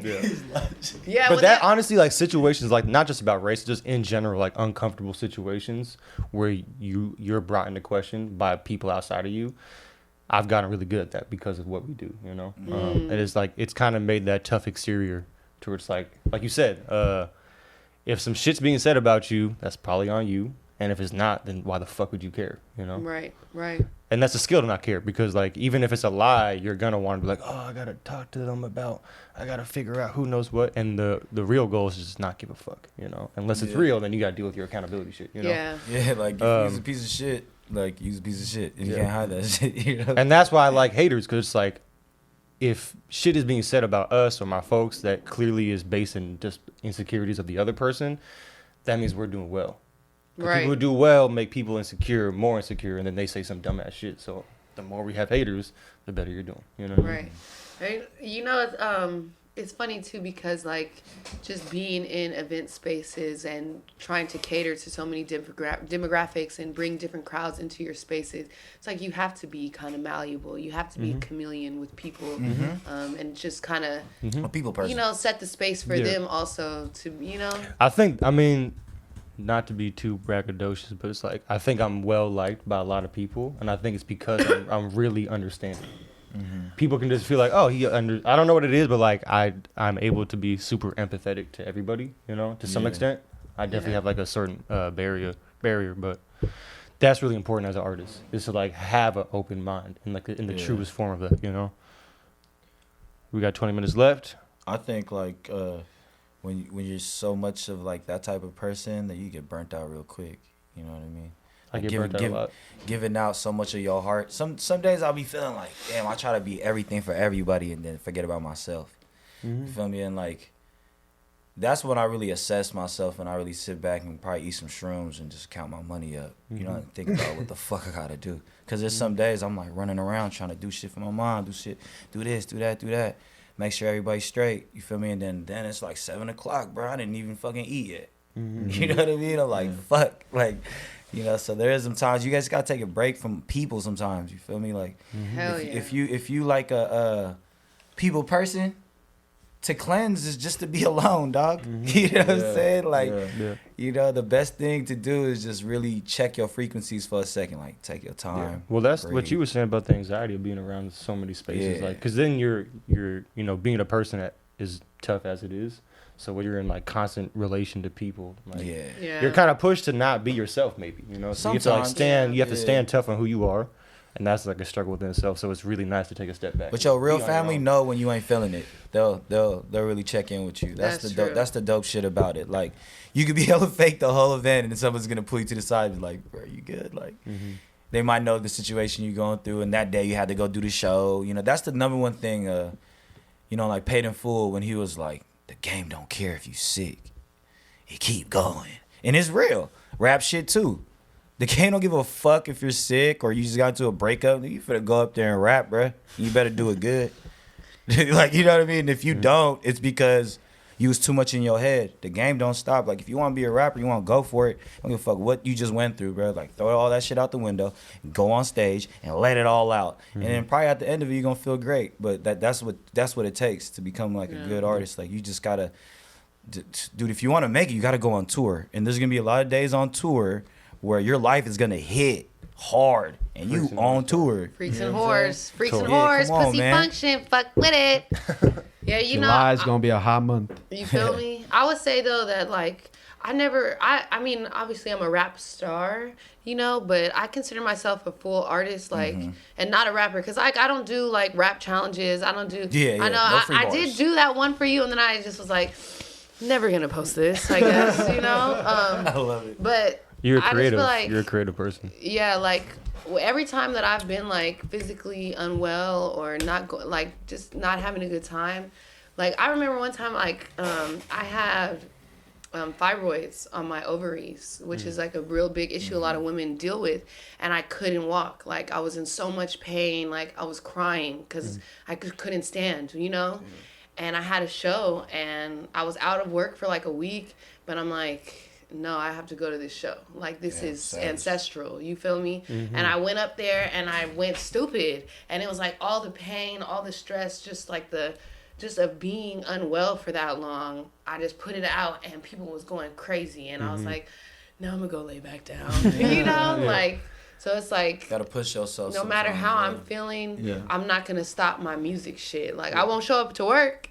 Son, you gonna have to cook your own breakfast, but that music shit, I'm gonna keep it going because it feeds me. You feel me? Like I feel the same. I feel the same way too. You know, our ancestors are looking down, you know, and watching us grow. And I speak like my dad, right? I never knew my dad, but I probably sound just like him. He probably sound just like his dad, right? And it just keep going just like that. You know, like. I went back to the Philippines when I was 26, and, you know, I never knew Pops, but I met hella people who knew my Pops, and they were telling me all types of shit about him, and I'm like, yo, that sounds just like me. So it's like, it don't matter, like, how much you want to run away from being somebody, you're going to probably end up just like bro. You know, like, that's the craziest thing about it, you know, like, and, shit, your trajectory in life is all about them choices you make, so you got to be real wise about them choices you make if you're an artist in this shit, because... You know, the people you surround yourself with, all that shit, it all come in play later down in the line, you know what I mean? Because, you know, it really is, like, guilty by association. And also, a lot of good things come out of if you rocking with the right people who love you for the right reasons, you know? They're not just there just a benefit, you know, because that's, in the art world, it's a lot of take, use up, use. You feel me? Disposable type of feeling where I'm a hired gun. Put me on the stage and let me rap and then give me my money and leave, right? But it's how you look at it, you know what I mean? Because you're going to get used or you're going to use the people or maybe we working together, you know what I mean? There's a lot of ways that you could be too much in your head about it, but at the end of the day, man, just surround yourself around good people. They're going to take care of you, you know what I mean? And, like, I see that shit with your group and I see it with Family United group and I see it with all the different artists that are working out here. Like, a lot of people just gonna get weeded out as they go, you know. And as long as you happy, number one, you feel me? Numero uno, you feel me? You be straight, cause you only project good energy if you're a good person. You know what I mean? And me and Affy joking about that. We talk about how there's a lot of people that gotta quit this music shit to make space for those who are gonna keep going. Exactly. Just do it now. If you're gonna do it in 2 years, do it now. Cause even if I'm not rapping or like I'm not dropping any music, I'm always around creatives. Always around something. I'm always in the mix. That's the number one thing I want to be a part of, just being in the mix. Like, because there's a lot of days where it's like, fuck, you got to give yourself some purpose. You got to move with some purpose. Well, that's what I like about the movement of the Bay right now. I mean, I don't know too much about LA or New York, but there's like that narrative that people in LA are like fake. And I don't think that's 100% true. But like, you take that idea of like, the idea that people pursue creativity for clout. Or for money, right? And I feel like what I'm surrounded by in the Bay is that you can just feel that it is their purpose, is their calling. Like when you're on stage, I can see that you're actually being charged up by what you're doing, you know? And I can feel that with all the folks around me. It's like they really need to do this, you know? For themselves and it's also for the world, you know? But I'm also doing it for the money. So yeah, exactly. We paid artists, you know what I'm saying? I am a single mom, so you know that's my purpose first. I'm like, you know, Take care of this guy. A lot of people be like, give to a good cause. Like, if we come to the shows, you literally paying our rents to live. Literally. You know what I'm saying? Come to our shows. Yeah. You know what I'm saying? Like, if you want to give back to the community, come to the shows where the young kids is actually trying to do something right. Yeah, with that's their the real lives. community shit. You feel me? Because a lot of times, people who look like me and a lot of people who come from fucked up backgrounds, we're perceived as bad people. But really, we were just put in this position, yo. Who the fuck told me I was gonna be poor my whole life? My mom never knew that when she came here, it was gonna be this fucking hard. But we all grew up throughout the whole struggle, and you know, a lot of people are very judgmental. And now with this cancel culture and everything gets put on TV real fast, like it's hard to be yourself now. So a lot of people put a shield up. You know what I'm saying? So all I'm saying is like just be kind to yourself, so you be kind to others. A lot of people are so judgmental to the point where they forget who the fuck they are. You know what I mean? Like, did your mom and parents really raise you like that? Fucked up for you to be out here putting so much energy into dissing somebody? You know what I mean? Like, I know my mom was very kind and gentle to me. She was a single mom, so like, that's how I am. My people might perceive me in the wrong way because I done grown up fucked up. I done fought. I done been in a lot of shit. That's them. I'm a lot of things to a lot of people. You feel me? But to generally, altogether, people know if they fuck with me, it's all love, you know? You're going to be able to work through my resources. You're going to be able to fuck with everything that I got going on as long as you show the right energy. If you don't, then it's like, you know what I mean? Skateboarding, like Big Hungry, me and Hungry been knowing each other for a while, you know? And like, to see his trajectory and to see like that fool was out in Brazil rapping, he was in Switzerland, like that's what the fuck I want to see. We come from the hood. We was never supposed to be in Switzerland, in Copenhagen, cuz. You know what I mean? But we was there. You know, we were all there, you know, and that's the most beautiful part about making music is like that one creative moment gonna spark it to where you can see the whole world, you know, the skateboard or the mic or whatever the fuck you want to call it. As long as you're thinking about doing something progressive, you're gonna get to it, you know what I mean? Absolutely. Yeah. No, you've always had that energy. You've always wanted to give back. Like, you were the first person to walk up to me and talk to me like, oh, you made this beat? I came out of high school. I was making beats for Gable and Paz, and that was it. They got booked for. I got a good ear. You feel me? They like, got. Booked I know who make it good was music. the like at the Red Room or the Red something. Yeah. On Hay Street. It was like for Martine's dad, who was running for mayor. The People's Street was there, and like Gable did our song. And, like, I was doing political. and I was shows. like, I hope I get shouted out on the mic. He was like, Baghead made this beat. And I was like, oh, it's my first time being shouted on the mic. And then you walked up to me like, you made this beat. And I was like, oh, someone said that I make this beat. Oh, this is crazy. Yeah. Full circle. Yeah, no, for real. So that acknowledgement alone, like I remember, dude. Everybody remembers that first time when someone's like, "Yo, like, that was tight." Like, you know, skateboarding. I had that all the time. I got jaded at one point. Like, I was so good where people would fucking compliment me and I would just nod and not say nothing. You know. So like when I got older and started rapping, and people would acknowledge me on that, like some people would be like, "Damn, this nigga Billy's like cocky, but he ain't say nothing to me." But really, I'm just like so in my own world. You know, like you know that feeling after you perform, you're just like, fuck, on top of the world, like, whoa, like, it's just that energy. Sometimes you don't even want to talk to nobody for a second. You just want to fucking take it in, like, just breathe, take a deep breath, like, we just rocked that fucking show, you know? And we finna get paid, you know what I'm saying? You know, because I didn't come from shit where we do free shows. That shit was whack.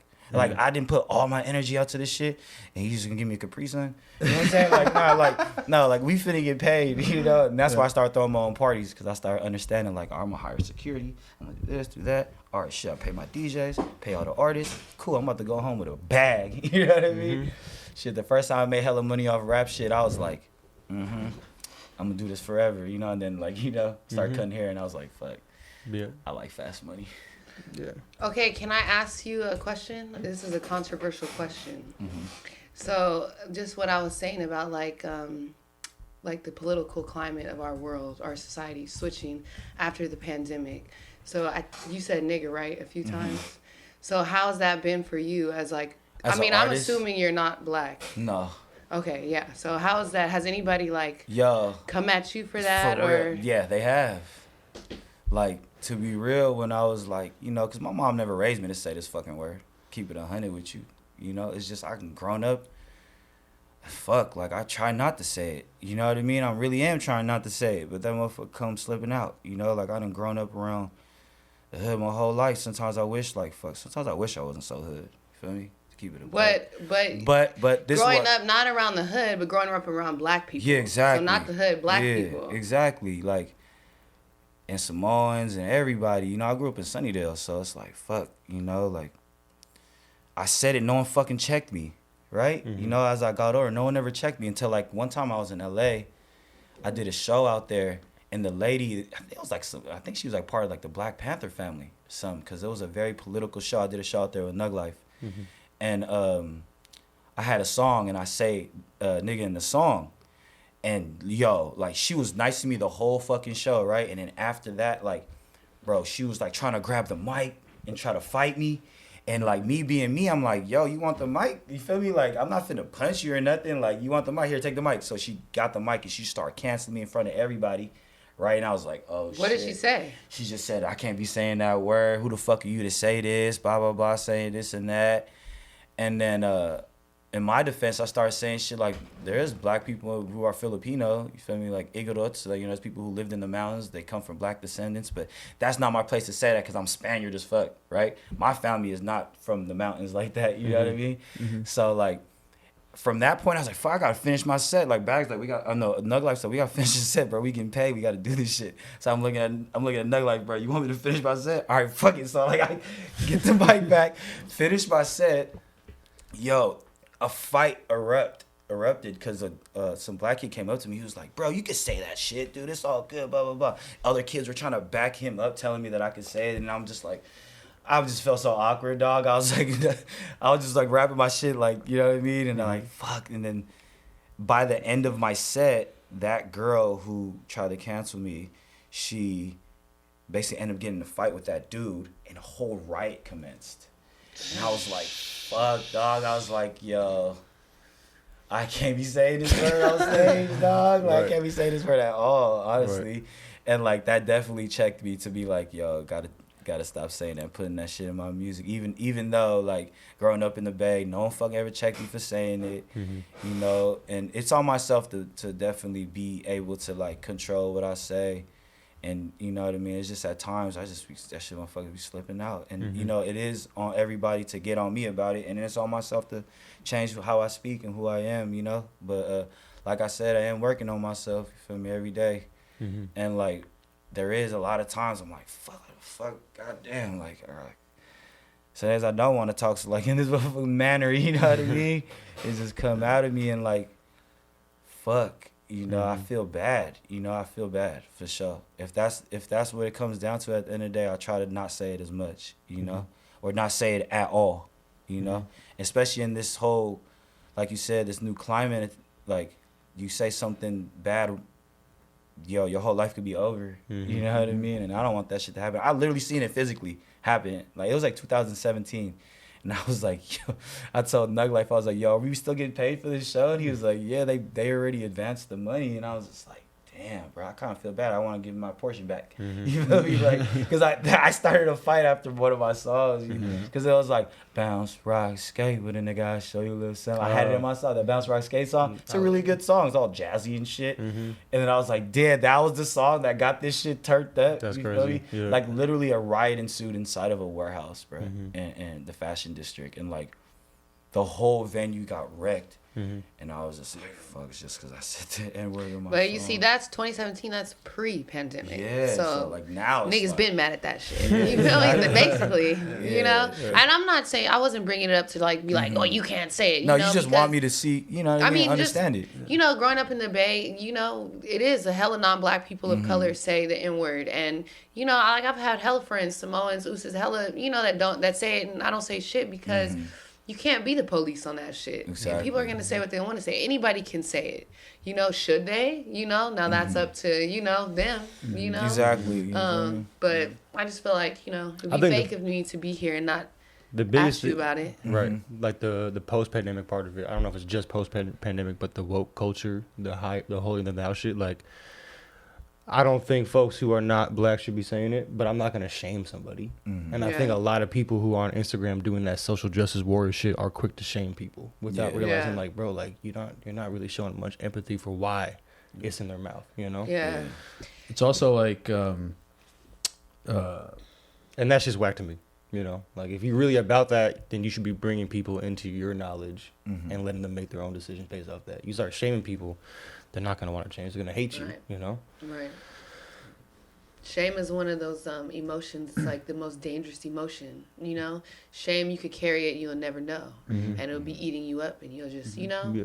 And also, like, it's just something that they got to be ready for. Is like someone's gonna check them at some point. You know, just statistically, it's gonna happen. You know, so, and for anything really, like if you just might get checked at some point. Shit, honestly, it's good that kids this age are like on other kids about saying it. You feel me? It's good. Yeah. I mean, but when we were in middle school, we was wild. We had a friend who was Nicaraguan, and you know, see how that word can be flipped. You know, we're like, yeah, that's hard. You know, and even like in my son's like. I be reading through his motherfucking Instagram threads. And I'm like, these kids are crazy, you know? So I definitely think there is like a layer of extra hardcore woke kids and like just aware, socially conscious kids. And there's still a lot of bad kids. Yeah, I mean, you know, they still turned up. Being in middle school is hell. So, you know, you gonna burn that bitch down if you in it. No, the kids are a lot more aware now because I work in a middle school and like a lot of the black kids will be like, oh, you can't say that. But they're not hella serious, but they have that knowledge now. You know what I mean? I think when we were in middle school, it wasn't like you kind of knew it maybe, but you didn't think about it. Right. But like one of my students, she's like, her mom is black, but if she appears very Latina because she's also Latino, right? Or Latina. But she says the word, and all her friends who are black always give her shit for saying that word. But she has that identity shit where it's like, well, my mom is black. Yeah. You know what I mean? So just to see that the kids are aware of it, but they don't have that nature to them about the fucking woke warrior shit. Where like, they just kind of joke around, they say it, they move on, you know? And I think that's how you kind of get kids or people to change is you plant seeds, you show them love, you're still friends, you know? Yeah, I mean, has anybody checked you? And like being black yourself, how do you take somebody, you know, like... What do you say to that? Yeah, like, and I be salty, because I be like, well, if Billy Lowe can fucking say it, why the fuck am I being attacked right now? Yeah. You know, or I'll be like, J-Lo said it, I don't remember this bitch being black. You feel me? Yeah. But, yeah, people be saying that shit all the time. I feel like it's, after the pandemic, I don't know, it just seems like it's gotten really heightened. Like, after specifically, like, what happened with George Floyd and everybody being like, we have to care about black people. Wait a second here. Like, all industries were talking about it. Like, literally. They really cared. Literally. Right. And like, where is that representation now? I had a friend, actually, I got into it with the girl who said I was the Oakland Rachel Dolezal. She's actually a trans woman, right? And I told her... she's a trans black woman? Yeah, she is. And I said, so you're saying that I can't be black, but I'm like literally like my father, his family, you know, like I'm black, but I'm supposed to respect you as a woman, you know? And immediately I was like, she's going to cancel me. Oh my God. She's like, how could you come for womanhood? And I'm like...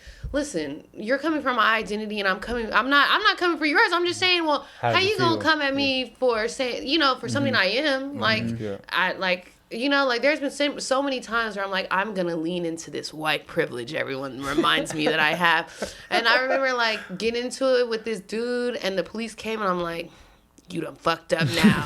And the police came and they're like, we have one black male, one black female. I'm like, hold on. Excuse me, you didn't ask me. Hold on, wait a second. They're like, no, I know what you are. Yeah, not from the city. I'm black too. And I'm like, I thought you were Asian, brother. Like, yeah, okay. You know, like, for real. But I don't know. So it's interesting, but it's like, whatever. You can't please everybody. And it's going to be people like, you know, that like I know a white person, she say nigga, and she been saying that shit our whole lives. And I be telling her like, you know, you cannot. But you know, like people are gonna be who they are, and do I want to like, you know, be like the champion of don't say the N-word when it be black people telling me like you can't say it either. You're not African. I'm like, but I am a nigga. It's also crazy how like that's like the tip of the iceberg for how we understand the issues between race or with race. But the N-word thing is like that's what we all focus on as like as pop culture almost. The coldest shit, when there's like there's so much shit beneath that. The coldest shit is when black folks get like super racist towards me, and I'm just like, whatever. Like, they be like, oh, you Filipino, bro? That's like Chinese, right? My whole life growing up, I dealt with shit like that, right? And I'm But just, you know, I'm black like, people damn, can be that's just racist though. Yeah, exactly. Because in racism, you have to have the power to enforce the beliefs that you have, and black people globally are the one people who just can't. You know, you even think about Africa, one of the richest continents on the planet. Every culture, every other country has exploited Africa and raped Africa for its resources or its manpower. So it's like black people can be ignorant and prejudiced, but we actually can't be racist. Because when they say those things, there's not there's no institutions to back it up. You know, Yeah, if you call a it's white like- dude a fucking cracker, he can go get a exactly. job right now. You know, Literally, there's you nothing say some gonna racist stop shit to a them. black person, they can't go get a job, and so they start to Yeah. like, you know, it goes like that. Yeah. Institutions. But that shit is deep, and It is even deep. black people don't even be understanding. You know, Yeah. I feel very privileged to be, have always lived on a fence where it's like white people are like, you're obviously not white, and black people are like, you're obviously white. You know, and so I just feel like I've been pretty removed, and I get to like. I'm be kind of like, in the similar boat, just you because know? I'm like Mexican and Jewish, so it's like if I'm around white folks, are like, you're kind of white. You got white. something else going if on I'm over around there. people of color, like, you're kind of color, but you might be, you know. So it's Right. like you kind of live in this in between world. So it makes you really understand who you are. You know what I mean? Being mixed, I feel like its own. We're our own demographic, Yeah, you know, definitely. because we are living two experiences in one, and nobody else can recognize them other than There's other entire mixed people. studies about how mixed. Yo, like, Go ahead. being Filipino, I'm mixed by not even knowing it, though. Because we were raped by Spaniards. Colonialism. Yeah. You feel Yeah. me? So, like, my last name is Spanish as fuck. You feel me? So, Same my shit. My mom's Mexican. Nunez, so like, my but that's whole not business. lineage is kind of, like, being raped. You feel me? So, like, coming out here, I claim more being from Frisco than I am being Filipino. Some be like, you Filipino? I'm like, no, I'm from Frisco. when did you come out here? I was born here. Oh. I was born and raised here. Oh, So yeah, it's well, like, duh. Exactly. But, like, You Frisco, Friscanese. you feel Filipinos me? love to just be like, you're Filipino. Like, you should embrace who you are. Like, yeah, I do. Like, I know where I'm from. I understand my roots. But definitely, like, you know, to know, like, through 333 years of colonialism and changed, you know, my great-great-grandparents spoke Spanish. You feel me? I'm supposed to be speaking Spanish. Like, we're the Latins of Asia. You feel me? And then, like, the Asians don't fuck with Filipinos. You feel me? Like, we considered, like, Vietnamese, like, Southeast Asian, jungle Asians. And then, like, Chinese and Japanese are, like, the sophisticated ones, you know? And then you come to America and everybody hates you. You know what I mean? So it's, like, it's a trip, you know? Like, Filipinos were also, like, part of the slave trade for a very long time, like, the early 1800s. And it's, like, there's a lot of fucking history about Filipinos being slaves in, like, New Orleans, and that's why there's hella Filipinos in New Orleans, because a lot of them escaped during that time, because we just probably look just like black people, you know, hella dark. Well, there and was shit. a part in history where Africans, natives, indigenous people were all clumped together as just colored. Negro. Yeah. Yeah. So, like, that's, like, you know, I come from that lineage of history too, so it's like, it is very, like, difficult to think, like, who the fuck am I a lot of times. That's why I always did write down my thoughts, because there was a lot of, like, misidentity, you know, like, it's like a crisis to yourself, like, who the fuck am I? And doing that really young, it makes you very introspective, right? Like, I always thought I think deep, right? And, like, right after writing poetry, you get to literally read your thoughts out, you know, and, like, that helps you find yourself, you know. And a lot of times it was difficult, you know, like, you know, we probably been through a lot growing up poor, you feel me? And not a lot of people are gonna understand that trauma and that PTSD of, like, not being broke, you feel me? And, like, the way you grow up, not a lot of people are gonna understand that shit. So, like, I try to say to people, like, just give people the time to, you know, at least express who they are and go through every emotion before you judge them. You know what I mean? Because, like, that's why I got along with a lot of people growing up as a kid, because it doesn't matter if you was black, Samoan, Chinese, or whatever, we're all poor. We're all in this same-ass fucking school because our parents can't afford to put us in fucking private school. We're all taking this fucking bus because we're all broke because our parents don't got cars.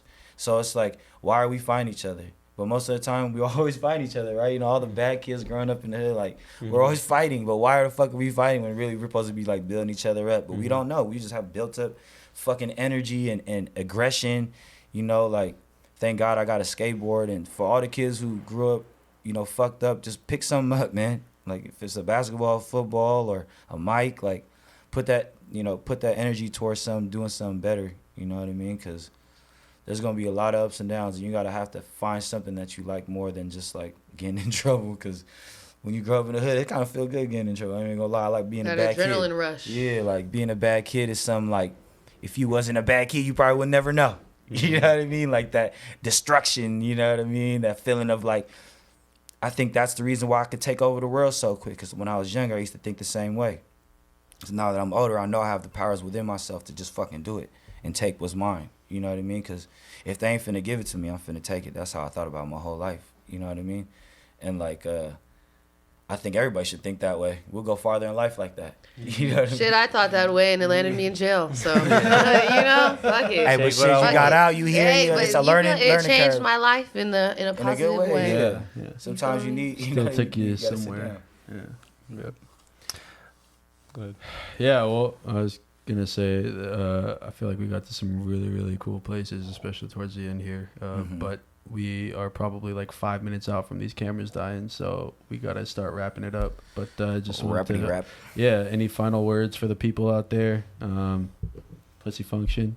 Yeah, check out the tour, man. Qing Qi got a tour rocking. Qing Qi, Big Hungry, Baghead. Mouse Twat, Shug, Poo-Tang, Hellbound Pound, you feel me? We doing it. Pussy Function, June 22nd. Come celebrate my birthday with me and tap in. You know, we got a podcast coming. Trying to get like y'all, you feel me? And more shit. Family Not a Group collaborations. Yes. Yeah, I might drop some music this year too, so you know what I'm saying? Just keep a lookout, you feel me? I got some shit going, you know. You feel me? Fuck yeah. The Bay will take over the world. Let's go. Oh, yeah. Well, thank you for being here. It was really nice to talk to y'all, and just good luck to everything in the future, man. Yeah. Best of luck. And thank you for watching. We'll be back next time.